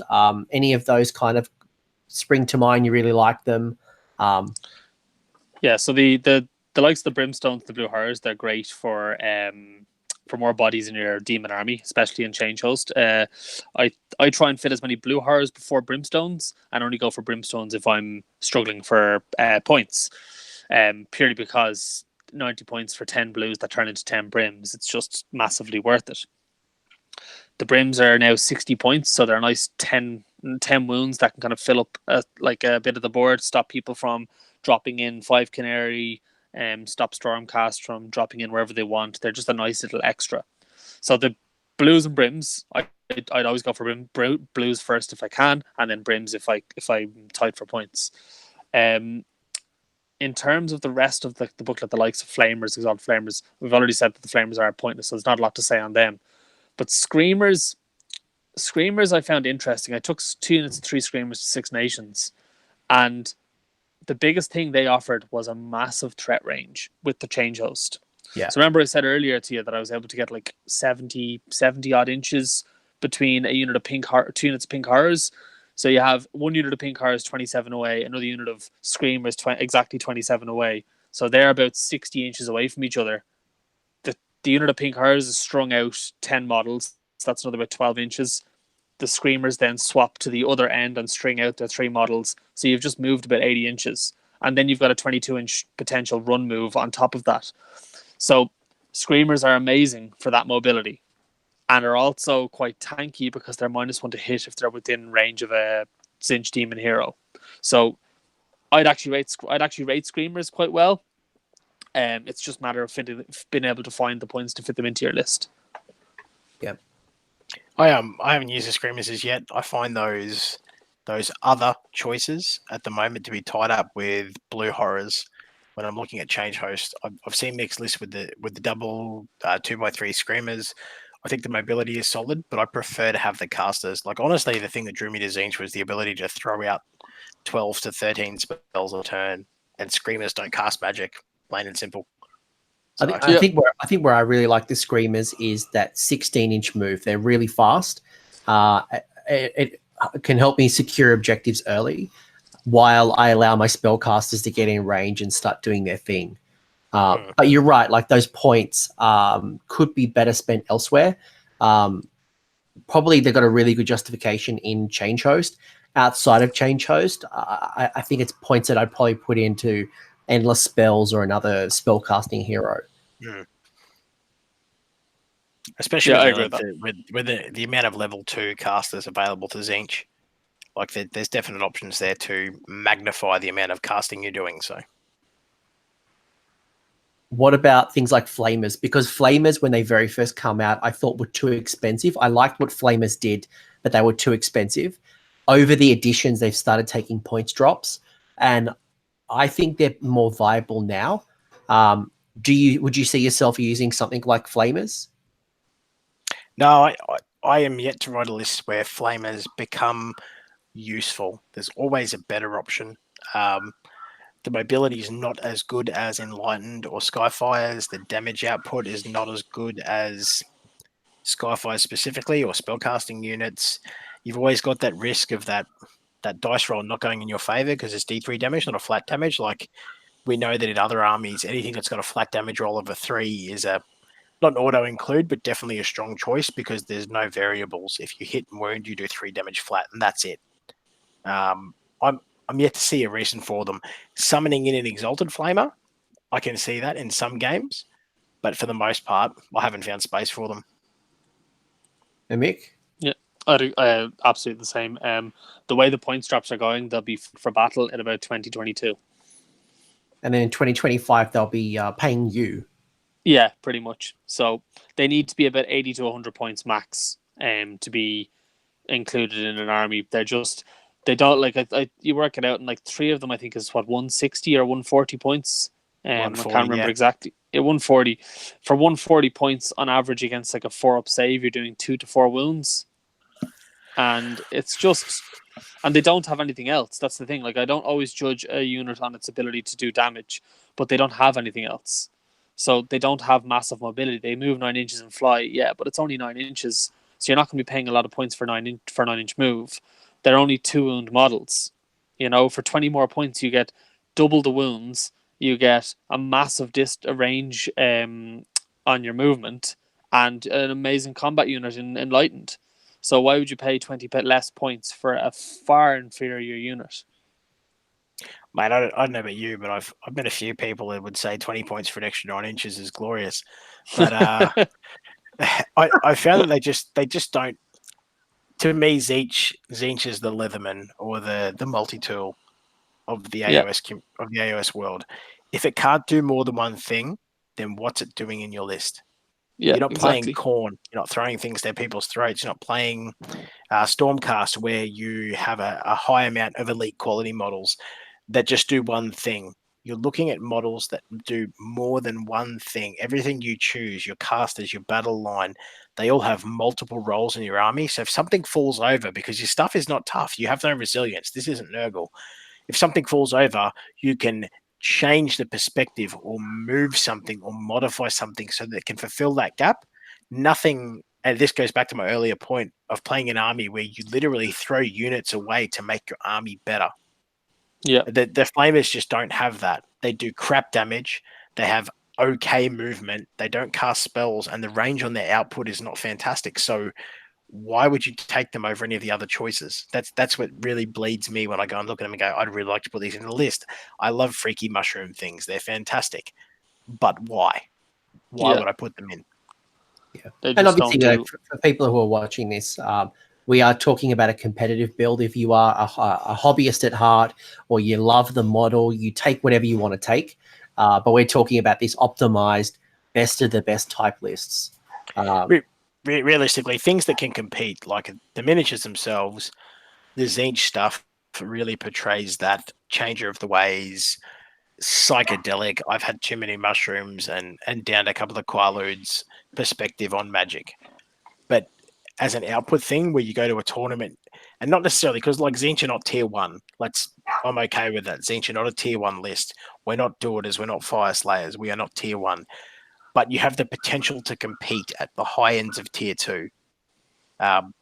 If you want to play other models, that's okay. You'll just start slowing down and dropping down those ranks of where you can afford to compete. You end up in a place where you may as well ride a Thunder Tusk and take yourself back to AOS 1. So,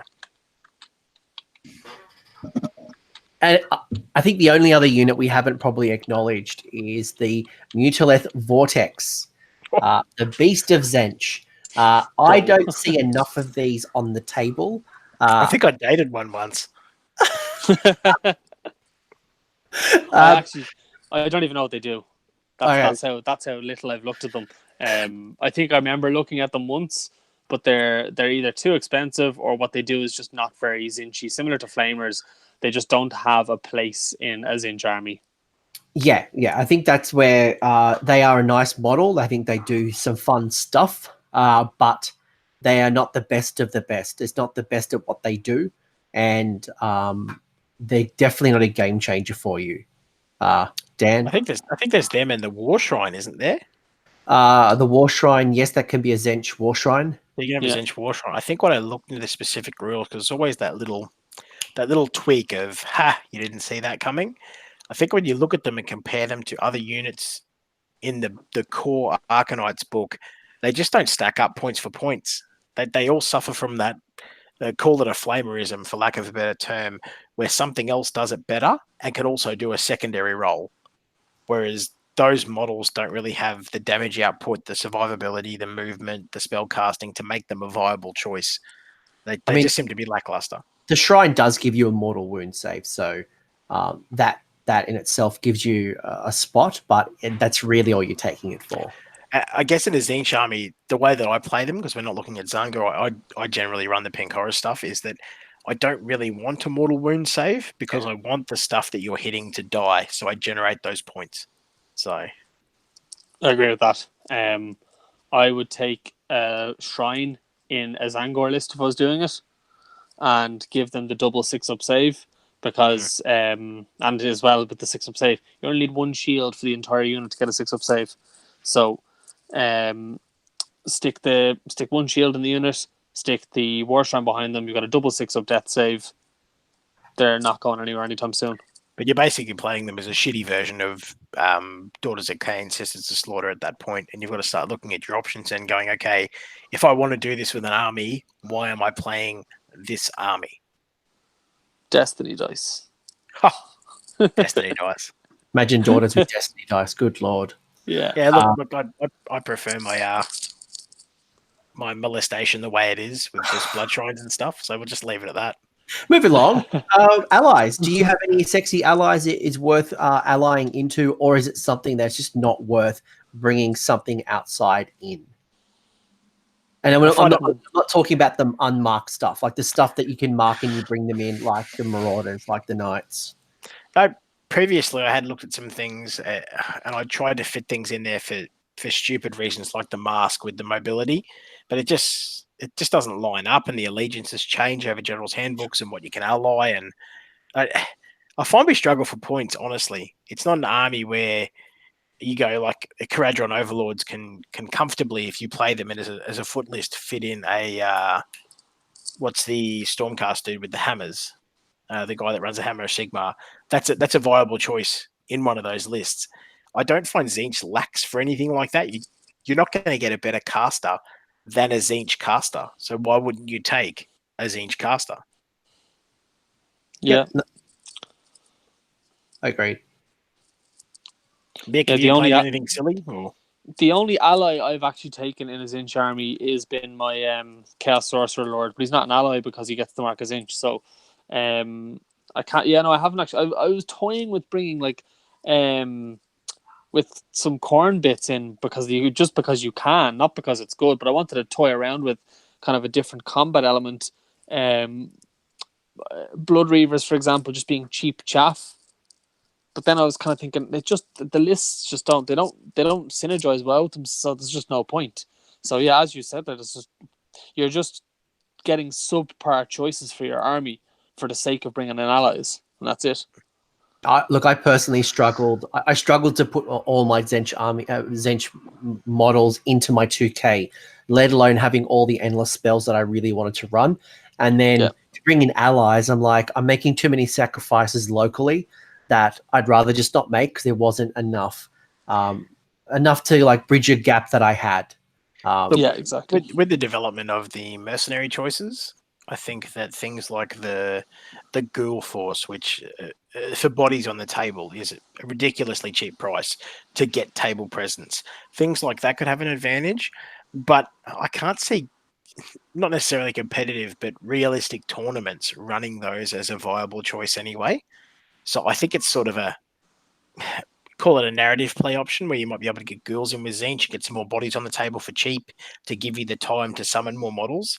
But aside from that, But in saying that, you've got things like brimstones, you've got cheap battle line if you or cheap chaff anyway. It's the area that Tzeentch, and correct me if I'm wrong, the area that Tzeentch really lacks out of everything is just combat. Like you've got movement, you've got shooting, you've got magic, you've got bodies. You don't really have a lot of high armor saves, but you have that survivability through the banners and bringing things back. Yeah, your resilience is not standard Sigmar resilience. Your resilience is losing models to bring them back, as opposed to I've taken wounds, I've taken damage, I've got a 5-up, feel no pain, or I get so many models back, or I get a death save. So yeah, I think you're bang on with that. Yeah, so like really, unless you're going to ally something that's really combat-y, there's no point. Giant Chaos Spawn, mate, straight from Forge World. Very fluffy. Yeah, I mean, you could do that. I don't know.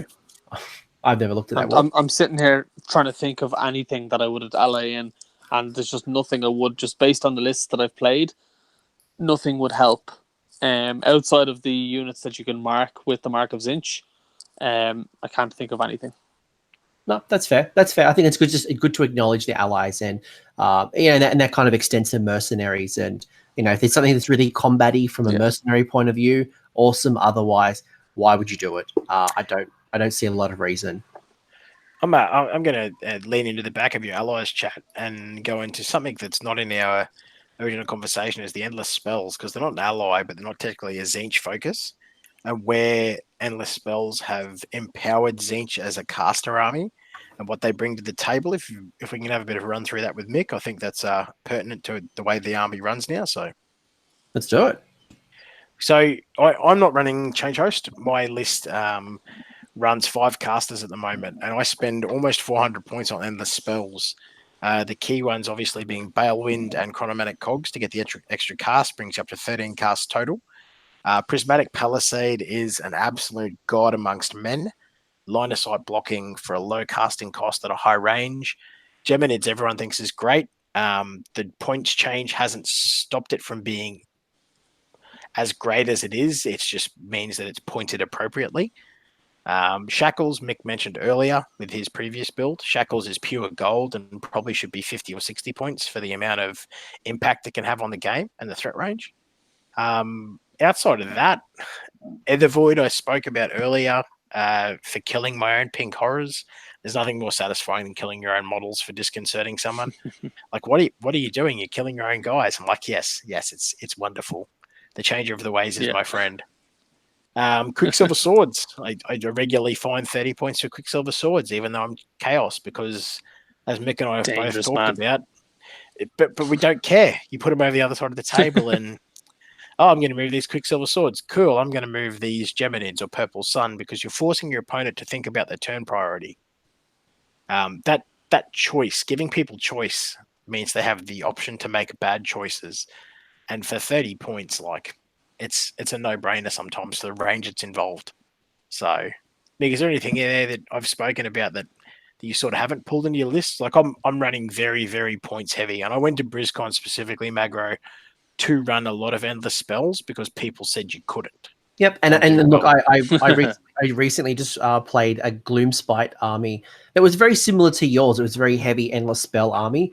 One, it was the most fun I've ever had in my entire life, running like 5 or 6 endless spells, both combat-y and like zone denial. Tzeentch does it better than what a Gloomspite army can do, but yeah, like it's also really competitive, like the stuff that you can do. So Mick, how are you at with endless spells? So I'm taking a similar, I think 9 endless spells. I've got a 1-day tournament tomorrow, and I've got Purple Sun, Palisades, Shackles, Spell Portal, Balewind, Gravetide, Shards from the new Forbidden Power. I actually forget what spells I have all the time. I've got a cheat sheet, mate. If I don't have the cheat sheet, I end up getting distracted. Pendulum and swords? Pendulum and no swords. What was the last one I had? I always forget the last one. But Cogs? yeah, that's no cogs. I don't take cogs. I can't remember the last one, but you get the gist of it. And I'm tempted to take cogs, not for the extra cast. To a rewind time. Sorry, That's all right. You. I just got lost there. Yeah. So not for the not for the extra cast. It's actually for the speed up time. When I bring down on turns 2 or 3, like last night, for example, I brought down 40 blue horrors and 20 brimstone horrors in one turn. And I didn't need to do it. I used that just to screen off the enemy. But in a game I played at another tournament a few weeks ago, I brought down units of blue horrors 9 inches away, and I managed to charge one unit into one end of his best decor, one unit into the other end of his best decor, while his best decor were hemmed in by a shackles and geminids. So when it came to his turn, I'd killed his 2 wizards, so he couldn't dispel them. I'd left 31 mil gaps between all the spells, so he couldn't move through them. And he couldn't pile in because he'd lose coherency, or he wouldn't be able to pile in closer to one unit and not the other. So his only option was to run backwards 3 inches. That was his only option. And then walk around my end of spells and everything like that. So that's why I'd bring cogs in, is because I'd get +2 to my charge for that, dropping the blues in and charging them through that 31 mil gap, locking one model in place, and basically taking that unit out of the game for a turn or 2. But right now, it's just I'd have to drop too much to take it. So I'm trying out shards, because they've got such a massive footprint. Like they are big bases. They're like the ghost keel bases. I don't know what other models are on it, but they're big bases. And I'm not using them for their ability. It's more so for the fact that I put 2 of them down, and that's a massive piece of the board taken up by spells. And if you can't dispel them, or if there's other things that you want to dispel, like shackles, for example, then that's another big wall in your way. And then I couple that up with palisades and gravetide, and you just can't get past it all. You can't dispel them all. Going back to what you said on shackles, I actually think shackles are pretty perfect now, and that's because they've got such a low casting value. I think low casting values is better for your opponent because it means they can dispel them easier. I'd much prefer if all the endless spells were 7+ to cast, because it would make them very difficult to dispel, because I don't have difficulty casting, but a lot of people will struggle to dispel them. So I think the lower the casting value, the worse the spell is in that respect. I agree with that, Mick. Value, actually, I agree with that, Mick, but I'll cut in briefly. But I'd like to acknowledge that there is an opportunity cost there, because if someone's going to dispel an endless spell, it takes away from their ability for their army to cast. It can only occur at the start of the hero phase, so they don't get options. They have to pick with each wizard as they go and go, okay, I'm going to choose to dispel an endless spell within range. If they do so, they don't get the opportunity to cast later that turn. And for most other armies, they don't get level 2 sorcerers. So if you've got the option between a Sylvaneth player, for instance, using their spell to summon a Wild Woods or dispelling a Shackles, you're giving them an opportunity cost. So even though it's a low value and it's likely that they will dispel it, they've lost their ability to summon that Woods in. And obviously with the new book, it's different. But previously, that was a severe cost to them because they couldn't drop a teleport portal effectively across the table. I think that cost, that value, is not just about the points and what they can do and where they can sit, but what it costs your opponent to get past them. So... yeah, yep. That's fair. And the other thing is that I actually don't mind if they decide to dispel. It doesn't actually... I don't gain anything by them dispelling it or trying to dispel it, because my dispel is so strong. I usually take first turn because I'm quite an aggressive player, and I'll pop up my 2 command abilities to get +2 to cast and dispel. So my entire army is +2 to dispel, as well as my Lord of Change having a 42-inch dispel range, changing the lowest dice to match the highest. So I don't mind if they sacrifice a casting, because the chances are they weren't getting that spell off anyway if it mattered. Something we haven't acknowledged that I think we might have gone a little bit too far ahead was the summoning mechanics of Tzeentch. And specifically, you guys are tracking 2 different dice or 2 different pools. You've got your pink horror pool, and then you've got your magic pool. So Mick, I might ask you about the magic pool. Talk to us about the summoning piece from successful casts or magic casting. So you get your fate points from your casting, which is few and far between for the most part. I don't think it's something that people should depend on, but it's a nice little bonus. I mostly use those extra points to round off tens of my brimstones and blue horror points, because that's where your real summoning comes in. Like, you're not summoning for damage, you're summoning for board presence. So I'm currently using Mark of the Conjurer on my Lord of Change, thinking of dropping it because its value isn't really showing. So the Mark of the Conjurer for the Lord of Change essentially lets you get 2 fate points instead of 1 when you cast a spell. So I'm thinking that it's better off where I just ignore trying to maximize my fate points and just focus on the blue and brimstone horror points. And then it's really funny. I track them in a little box during the game, and I use dice, and it's quite unnerving for my opponent to see a load of 6s and go, is that how many horrors you can bring on next turn? Like last night, I literally had a total of 60 on dice, and he was looking at that number and going, holy, like, what do I do when they all come down? So I have that on show for the whole game, how many dice I'm getting on, and I make it known so they can see exactly what's going on, and it seems to be quite like unnerving for the opponent. And that's for successfully cast spells by yourself and your opponent, correct? Yeah, so sometimes I'll let a spell that I don't care about go. So when a spell successfully cast, you get a point? Yeah. And Cool. if it's cast on a double with the Mark of the Conjurer, it's 2 points. And because the Lord of Change is always a double, it's always 2 points. And then you cash that in at the end of the movement phase or in the hero phase? Movement phase. So you can't move again after you summon. So probably if anyone's played Khorne, same type of thing. You use Blood Tide and you bring things in the movement phase, and it acts as moved. Like all the summoning is kind of going that way now. Yeah. And Dan, talk to us about pink horrors. You're a big fan of the pink horror. So How do those points go? I play my horrors and I play my summoning the opposite to Mick does. I run the Gaunt Summoner as my general, and I run Arcane Sacrifice as my command trait. So Arcane Sacrifice is pick a unit within a certain range. When you cast a spell, you can sacrifice models from that unit, D3 mortal wounds, to add 9 inches to the effective range of that spell.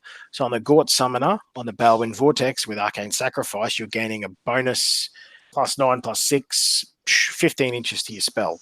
So that Infernal Flames is horrendous at that point. I'm sure you've been on the receiving end of that before. That also gives me the ability to do D3 mortal wounds to a pink horror unit, which generates a blue horror points.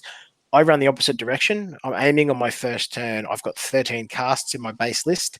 I'm aiming for 12 successful casts, gives me 12 points, which is enough to summon a pink horror herald. That gives me the advantage then where if I've done enough mortal wounds through myself with Evervoid, Arcane Sacrifice, things like that, in that movement phase, and I'll generally take second turn so I can let people do a bit of damage to me, because usually I put my casters far enough out of range. People want to push forward onto objectives, except for what do you call it? The one where you burn your objectives. People would generally want to push into you, so you can prioritize the units that they feel will have the most effect on the game. When I do that, it gives me the option to then move either the blue scribes now, or previously the Tzaangor shaman, that 16 inches plus a run move, and then deploy the pink horror herald. And then on the opposite side of that, if I've managed to generate enough blue horror points, which realistically is only 5 mortal wounds with the void pendulum, that's only average rolls through 2 units, I can deploy pink horror herald for additional casting, and then a unit of blue horrors on the other side of it. So then after turn 1, I've got not 5 casters on the board, but 6. And then I generate more spells. So if you manage to knock off the Lord of Change, is the most costly unit, obviously, or the Gaunt Summoner, but the Ogroid Thaumaturge or the Blue Scribes, the other units is I'm still generating more spells because I've got more stuff on the table. I've taken damage on the pink horror units. I can use then the fate dice on a battle shock in my turn to regenerate them, things like that. And allows me to put blue horrors onto people's flanks and provide them again with those choices. Providing choices creates opportunities for people to make mistakes.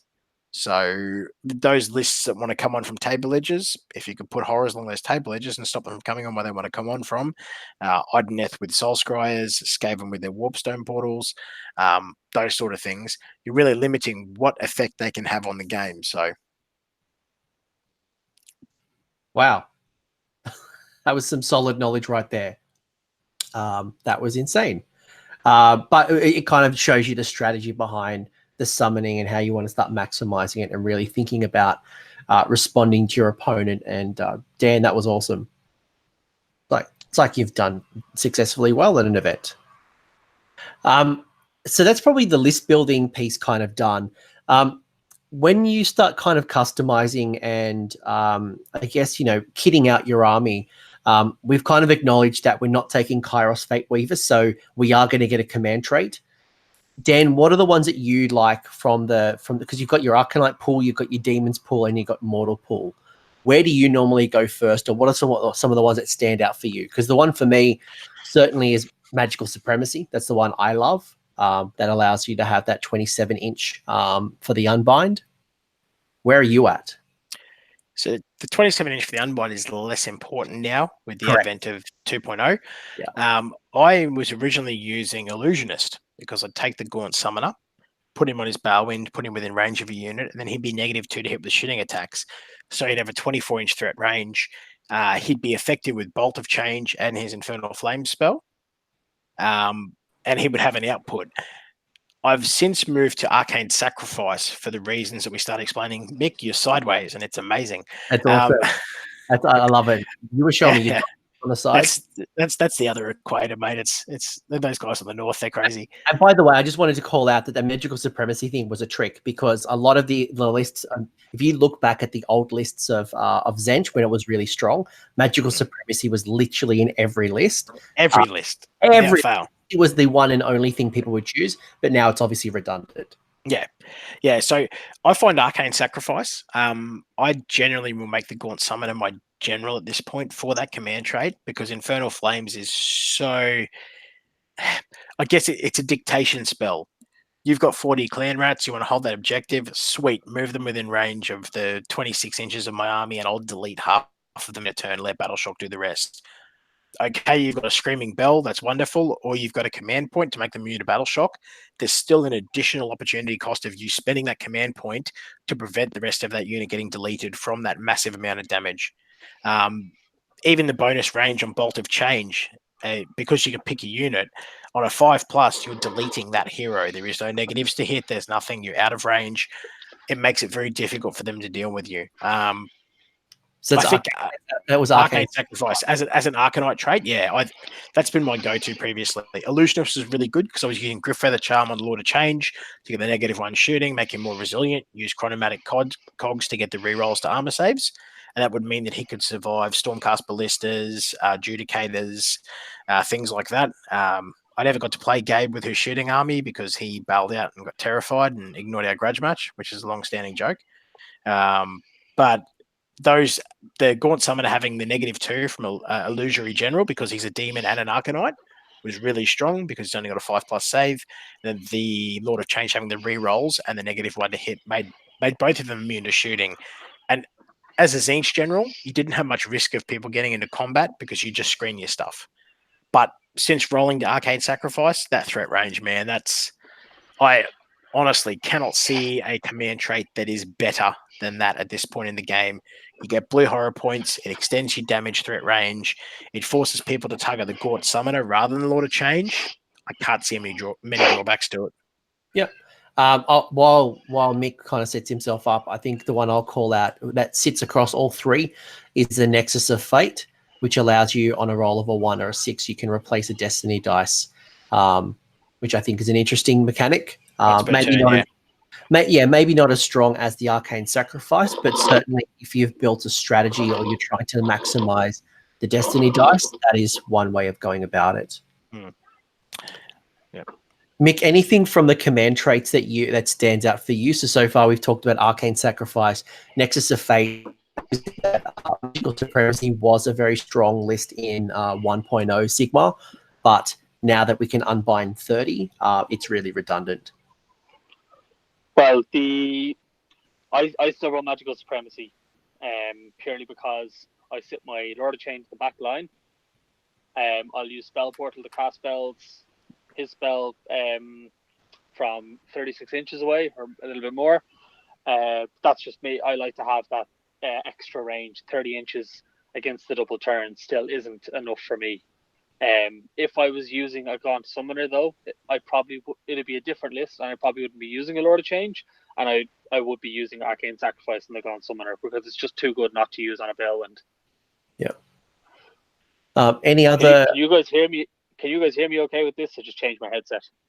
We're okay. I think we're all right. I'm sure the chat will yell at me if something changes, but we can hear you. Excellent. I don't think there's many other ones that really stand out here. Demon Spark maybe, but it's like a once per battle kind of benefit. Same as like, Boundless Mutation, the healing can be nice, but I think you guys have called out some really strong ones that are probably just better than the rest.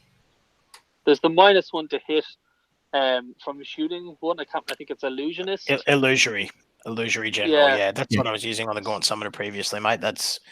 We sort of ran over that early. Same as that, but since Griffeather Charm came out, it's just not as good. And that's what we were discussing, is I'd use them side by side, run the Gaunt Summoner with Illusory, and then run the Griffeather Charm on the Lord of Change. So you'd have -1s to hit on both, and the Gaunt Summoner would be -2, Lord of Change -1. So that's not too What about artifacts? Do you guys, because the Tzeentch book definitely has a rich list of treasures, or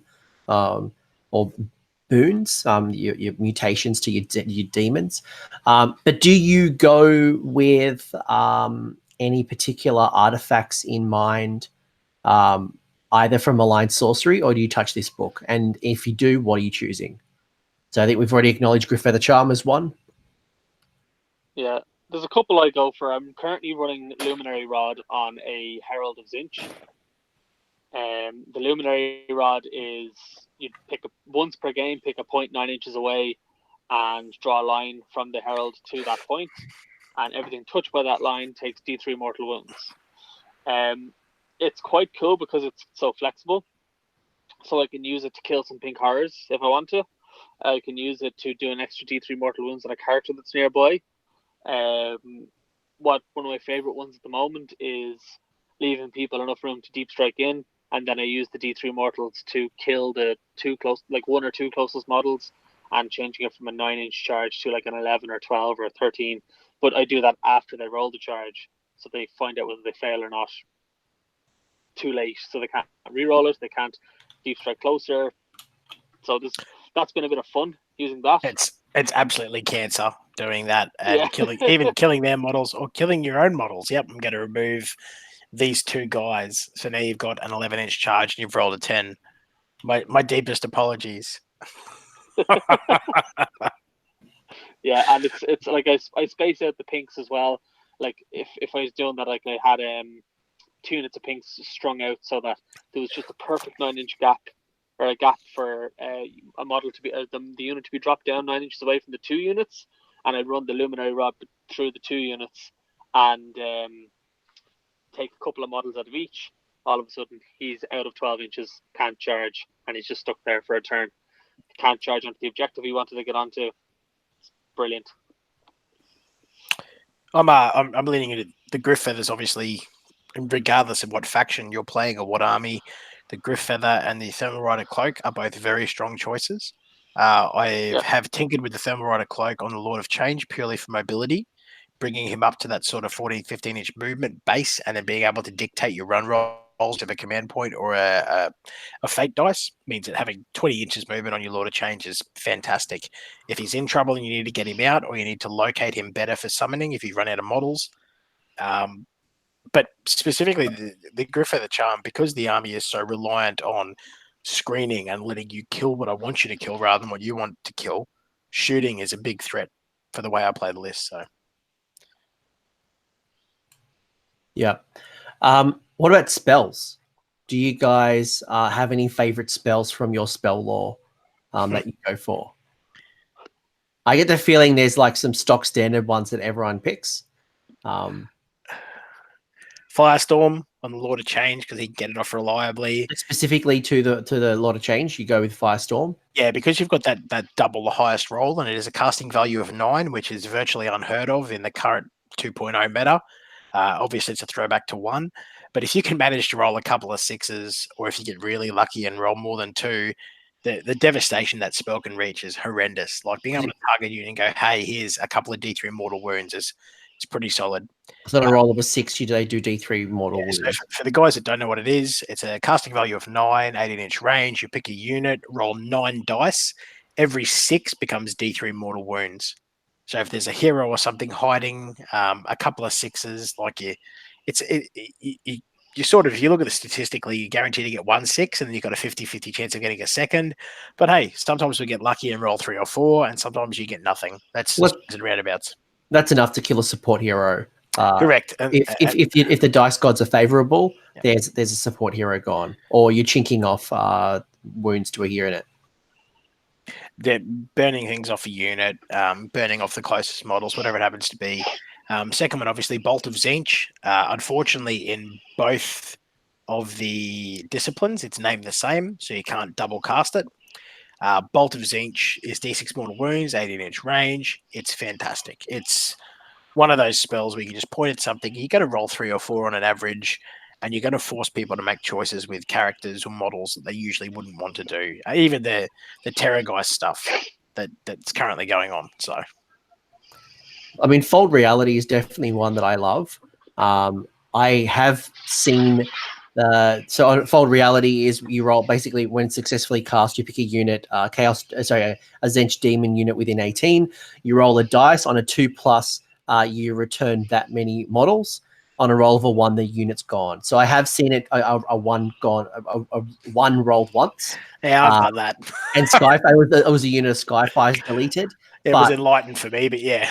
For every one of those, I've had like 100 different models returned. So it's been pretty favorable, the Fold Reality. Mick, what yourself? Any other spells that you're a big fan of? I'm the same as Dan there. I put a Firestorm on my Lord of Change every game. I actually give it to the Blue Scribes as well, because sometimes I put the Blue Scribes on a Bellwind and they can cast that on a 2+. So they have a Scrolls ability, and you, instead of casting a spell, you can roll a dice, and on a 2 or more it's cast, and it can only be unbound on a 9 or more. So it's quite a nice little extra trick for hard to cast spells. I like. I used to always take. I'm trying to think of the name of it now. The one that pips wounds off. I've gone a blank now. Which one? You got Arcane Transformation? No, it pips wounds off the caster onto a unit within 9 inches. So that is a Sacrificial Tether or Bond, whatever you want to call it. It's an Arcanite spell. I use it on the Gaunt Summoner. It gives you the ability where every time you take a wound or every time you take damage, specifically on a 2+, you foist it off to a unit within 9 inches. It's got an 8-inch casting range. That allows you to have your model basically move damage. So things like Gaunt Summoners, Lords of Change that aren't very robust, and specifically it's an Arcanite spell, so Lord of Change got to have another way of getting it, can then move damage across onto pink horrors, which then generate your blue horror points, etc., etc. So it's a really good way, on top of Arcane Sacrifice, of keeping your models alive. Yeah, exactly. So I used to take that all the time in my old list. I would turn 1 Treacherous Bond to a unit of pinks, and then turn 2 I do it to blues to replenish the pinks. Or sorry, I do it to the brimstones first, then the blues, then the pinks, and they'd all replenish each other because you could replenish for free. I never took summoning points in my old list, so it'd just be about having them all close by to replenish each other. So I really love that spell. It's still quite good. If I had an Arcanites list, if I was running kind of more Arcanite heavy list, I would do something similar. Gaunt Summoner with Treacherous Bond all day. Yep.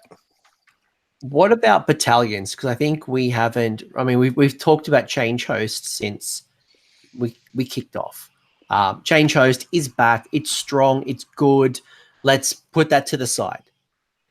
Are there any other battalions that you think kind of comes to mind that's strong or worth looking, or is this a faction that doesn't need the battalions? I think we're showing our age, the age of the book in that regard. I think Change Host had its time in the sun. It was the you get for free one drop. The strength of the Tzeentch book in Sigmar 1, if you weren't running Skyfires, I think it's quite strong for that. It's still good. I wouldn't say it's strong. I'd say it's still a high tier 2 list, but it's that mobility that gives you the strength. There's other things in that book that look really fun, but as far as competitive play goes, even Change Host for me is dubious. I think there's too much that you sacrifice from going the Tzeentch Allegiance and going for 8 or 9 drops than getting the single drop and taking advantage of that. Yeah. Look. Outside of that, I think the strong build I like is the Altakin Coven, which is a Tzaangor build, and it's a unit of Acolytes, Tzaangors, and Skyfires. And if you're going down that Tzaangor route, I think it's a nice little lower your drops. Mick, anything from yourself? There isn't any great battalions. Nothing that you'd go, I am going to shoehorn my army to fit into this battalion. But what you might do is if you're taking the units anyway and you want to get below the kind of 6 drop threshold, or you just want that extra artifact and command point, then if you're already taking, for example, Skyfires, Enlightened, and Tzaangor, then why not go for Tzaangor Coven? So I don't think there's anything that you'd push for, but definitely worth considering if you want to bring your drops down, if you want that extra, because you have to consider that the battalion does get you an extra artifact and does get you the extra command point. So there's value as well. It's not just the battalion.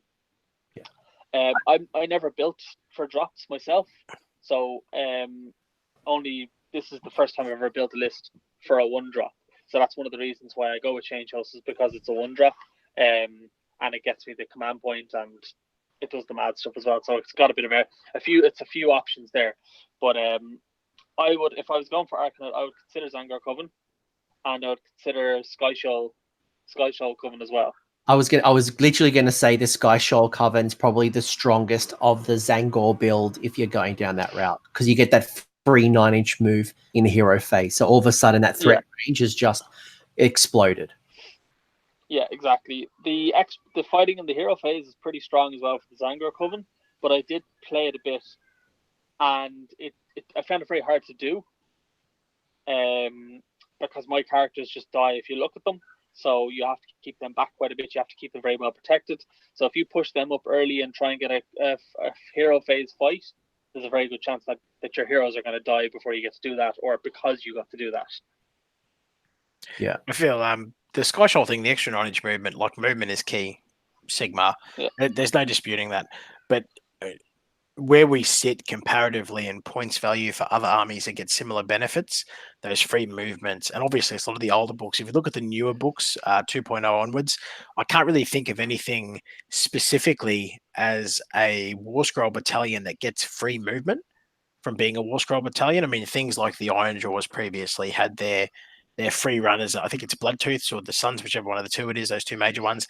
They get that bonus movement, the Gore Grunner detachment, things like that, where they get that extra movement. A lot of that's being pulled out of the game, and probably specifically because we've only got an 18-inch distance between us and the enemy when you're deploying now. It doesn't seem to make sense in the current way that the General's Handbook runs.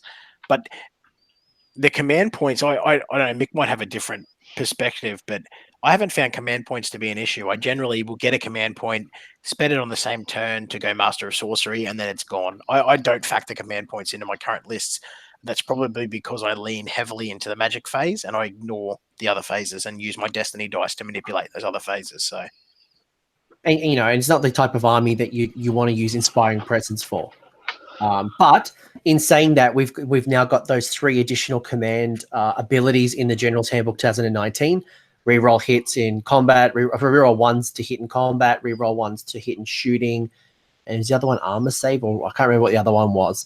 But if you with some builds, that reroll 1s to shooting could be really good, especially if you're going down this Tzaangor Skyfire route, or if you're going down a heavy shooting route. Yeah, no, I was considering using that yesterday in my game, only for the fact that I needed to have the magical dominance, because I don't always use the Lord of Change's command ability, because if I don't need it, for example, if he's got no defense against magic, the main reason I use the extra that command ability is to make it more difficult for him to dispel, rather than guaranteeing me to get my spells off. I'm casting 9 spells a turn on first turn. The Lord of Change 9 times out of 10 is going to cast both of the spells.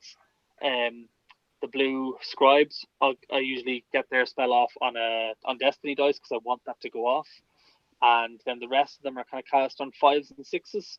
So I'm quite comfortable there. All the pink horrors get +1 to cast just for being within 9 inches of a Tzeentch hero.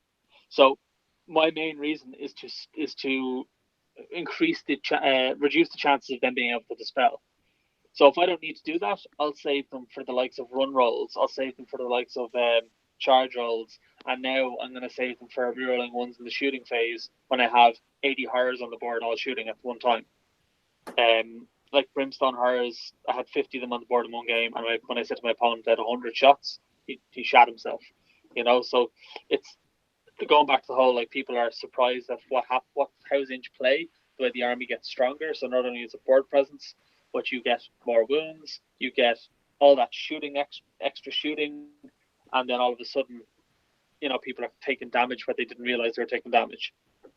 So I would definitely consider command points depending on the matchup for different things.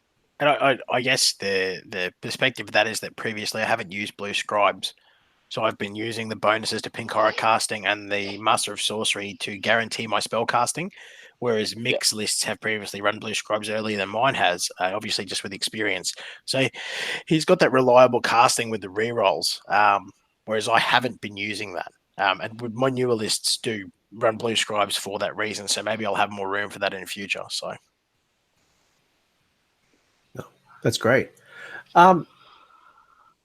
Now let's probably the last couple of questions I probably want to start asking and we kind of wrap things up.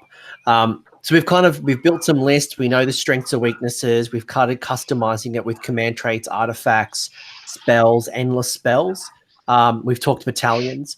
I guess the last things I want to know is a bit more like from a tactical point of view, how do you get the best out of your Tzeentch army on the tabletop? I might throw it over to Mick first, and then I'll come over to Dan. How do you get the most out of this army when you're playing with them? Any tips, tricks, ideas you want to throw around? Yeah. So I'm part of the Tzeentch chat, and one of the things I said a few days ago or a few weeks ago was it's very hard to make a general game plan for Tzeentch at the moment. I think because you have such mobility, because your game plan changes depending on your matchup so much, that you just have to kind of know a few key kind of things you have to do. Like, for example, do I take first turn or not against certain armies? And then what does each army do? So you really need to have a good game knowledge. It's funny that, playing Tzeentch, you need to have a very good game knowledge.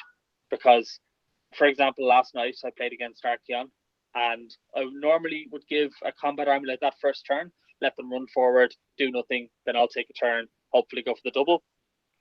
But Archaon has such a threat range that he's able to, I think he has a 39-inch threat range on turn with the Great Unclean One, the Bloodstoker, and pile in from 6 twice. So he's able to kill 2 screens, and I didn't want him to get through my stuff that quickly, because that puts him within like 3 or 4 inches of my Lord of Change. So I'm on the back foot very early. So I took turn 1, and my tactic was, okay, well, I'm going to ignore Archaon because I can't kill him. He ignores half my spells and has a 5+ mortal wound save, so I'm just going to ignore him. And I'll kill what makes him threatening. So you have to pinpoint what actually is what's gonna make it easier for you. So I found the Bloodthirster was the first thing that makes it easier for me, because he can't run anymore. Okay, so he has a 15. He's now down to a 15-inch move without the run. If he runs and uses a command point, that's an extra 9 inches. That would have been up to 24 inches, and then piles in 6 as well. So, but now he's down to 15 and has to actually roll his charge roll. So, I suppose the tactic there is finding the one piece that makes it easier for you from turn 1 onwards.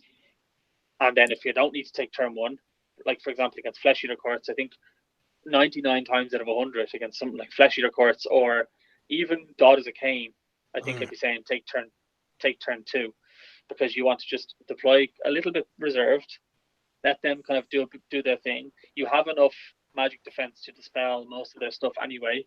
Like, think about the key to spells as well. Don't just throw away your dispel attempts. You do have 1, 2, 3, 4, 5, 6, 7 dispel attempts in my list. So you can use the pink horrors dispel to try and get rid of spells that you kind of care about but don't. They're not the crucial ones, but the crucial ones are, for example, the 5+ shrug, the run in charge, and the chalice. So you want to make sure those 3 spells are gone. But you don't actually care about the plus D3 attacks, the +1 attack, the reroll wounds, because the idea is you don't want them to get into combat in the first place. You want them to sit back as far as possible. And I know in turn 1, without running charge, Feck can't get into you without the running charge. So you turn off those 3 spells, and the other ones are inconsequential. So you got to think like that as well, where you don't just assume that every spell you need to dispel, just the key ones, because if he can't get into combat, the +4 attacks is going to be irrelevant. They don't do anything. I think Dan summarized it perfectly where he said, each of the units have multiple roles, and just hearing what you guys have said so far, it's very much, I wouldn't say a counterattack army, but definitely it's an army that responds greatly, and with that unit agility that has so many different ways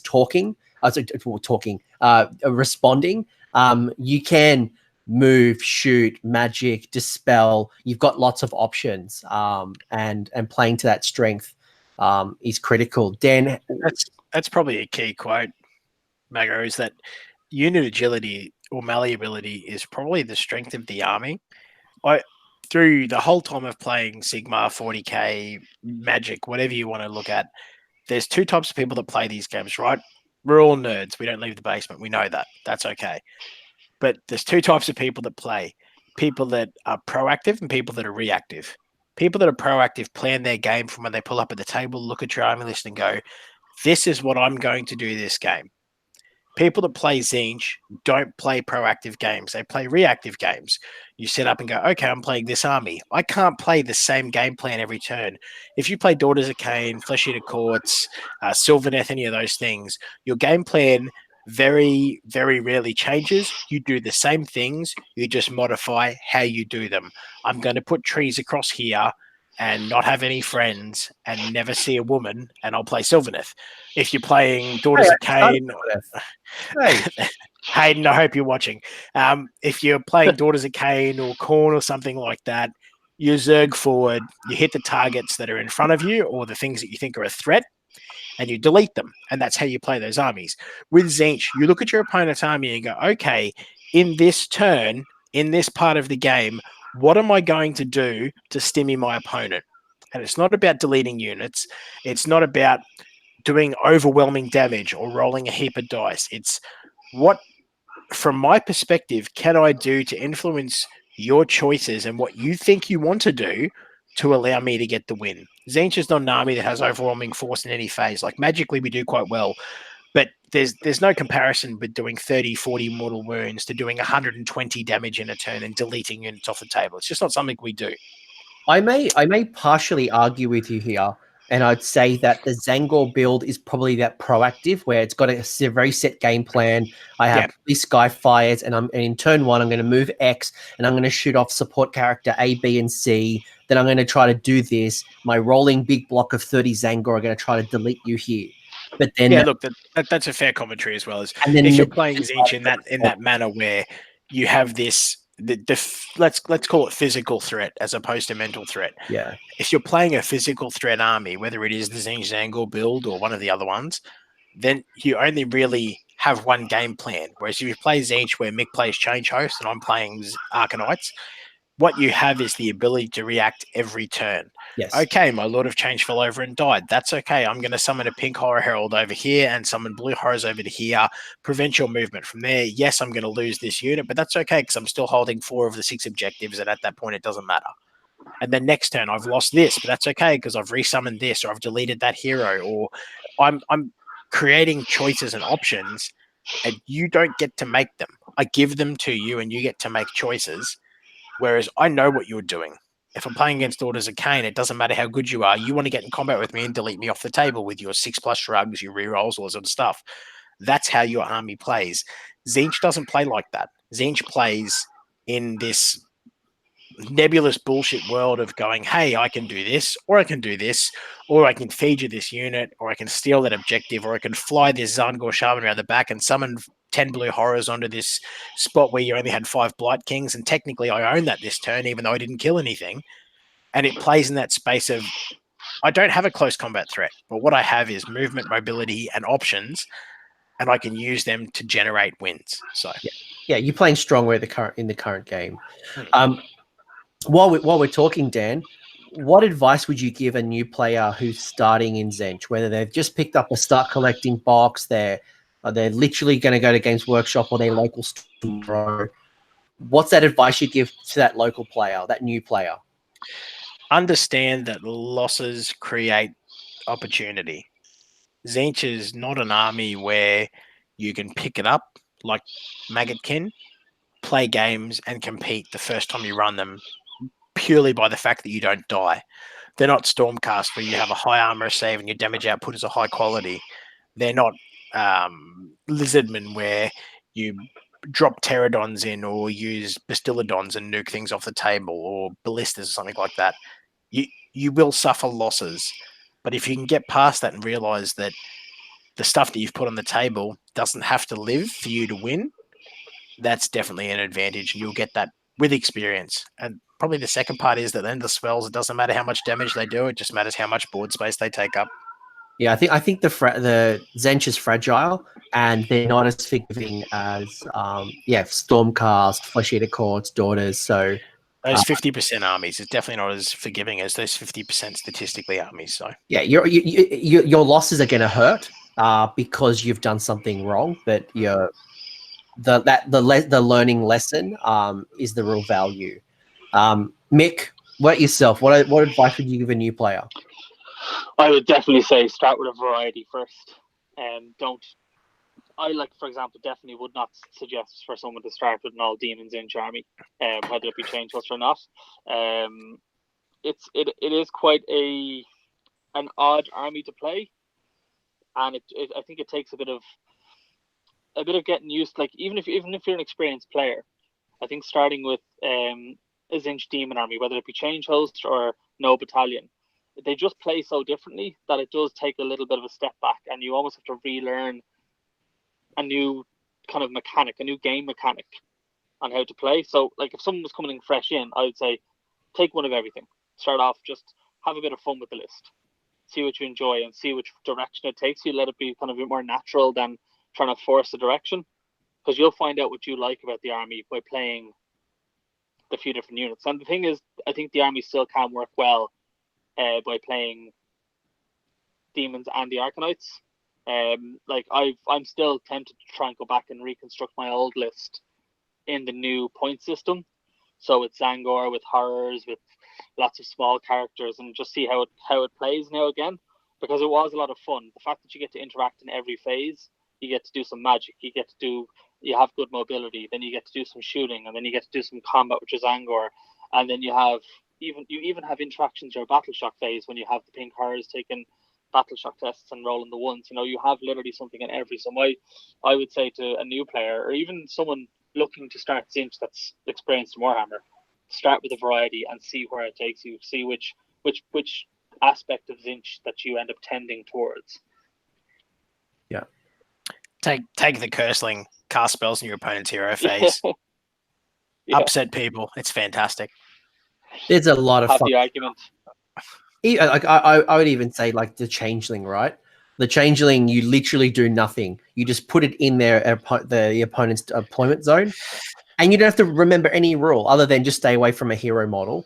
And that in itself can be annoying and distracting and a lot of fun.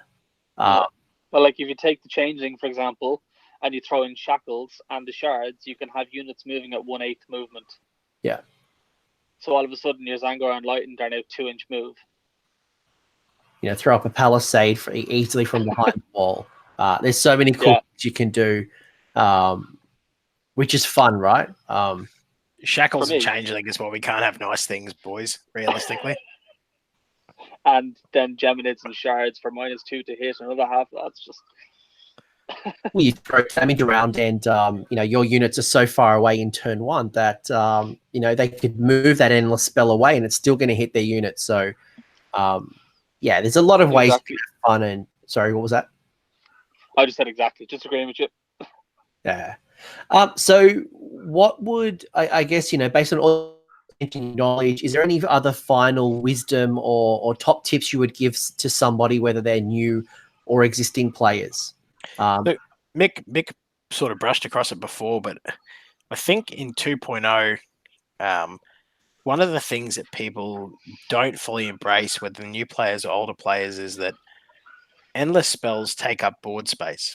And it doesn't matter what faction you play, but specific to Tzeentch is you need that time to get those spells off to do that damage, because you don't have Sequitors, you don't have Evocators, you don't have Witch Elves or Sisters of Slaughter. You don't have those units that can deliver that damage. So you need time to cast those spells to generate those points to do that damage.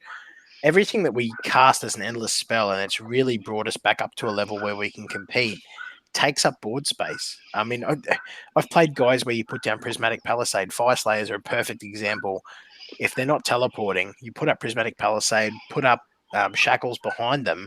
That's like a 9.5-inch barricade that those stunty little dwarves have to run around to get to you.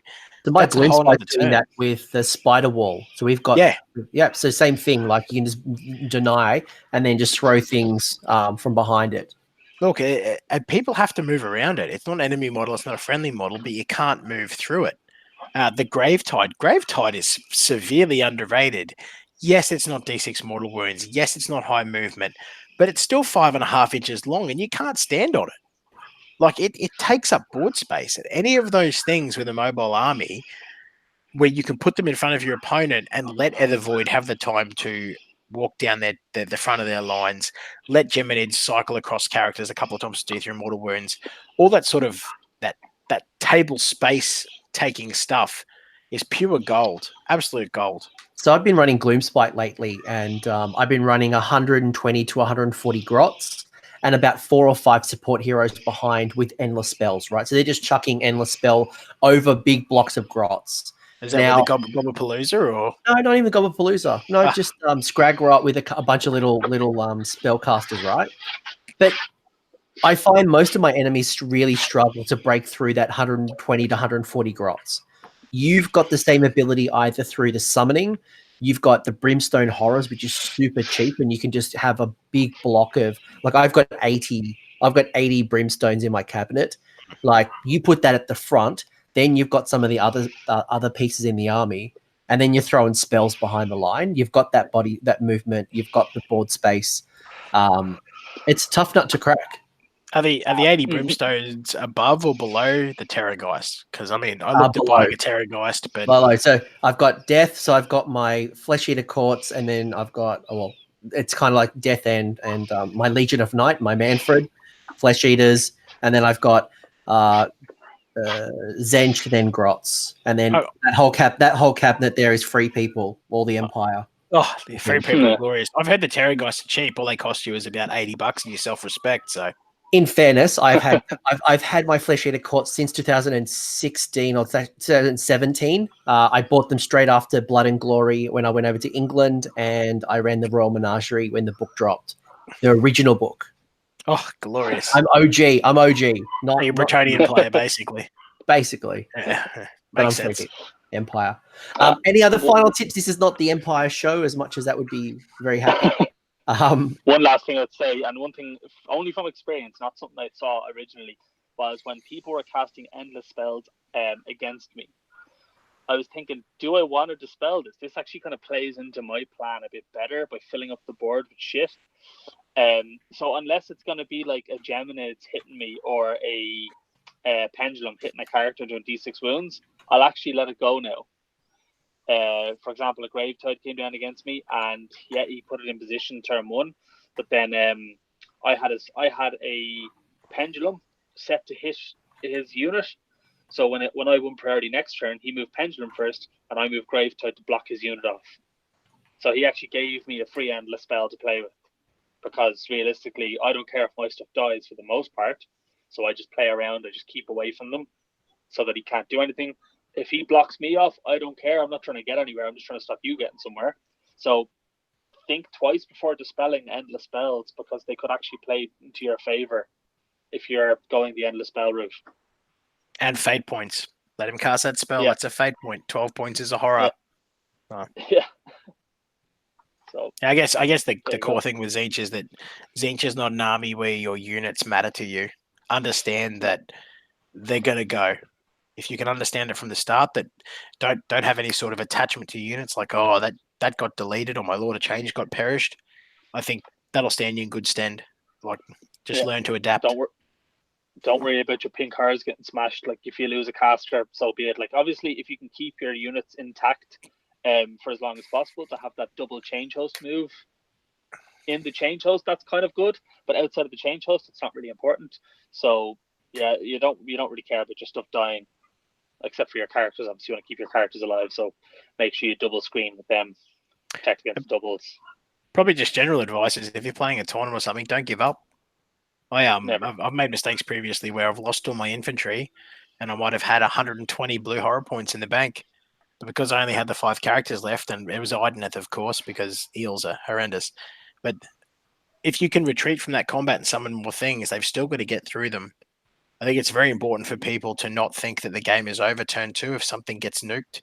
It's important to look at the table and go, okay, well, how can I salvage a minor win from this? How can I salvage a draw from this? How can I change this from a major loss to a minor loss if you're playing tournaments? Like, resilience to losses is the key, I think, for tournament play. For anyone that's going to play Tzeentch, you are going to lose stuff. You just will. Or even just getting whatever you can out of it, like you said there. Like, we are tending much more towards granular scoring. Like, we have, for the past 2 years, we've run Monday tournaments, and we run on a 4 secondary. We have been running a 4 secondary point system, so 16-4 for a major win, and then there's up to 4 secondaries. So even if you majorly lose, you can still get a 12-8 out of the match. You know, so even playing for those, trying to that sort of thing. Like, and now that hidden agendas are coming back, or becoming more prominent, like, we're using them for our next tournament, and the tournament I'm going to on Sunday, you have to put hidden agendas on your list as well. So play for anything, you know. It's you can really, and that's any army really. That's anything. Just don't give up.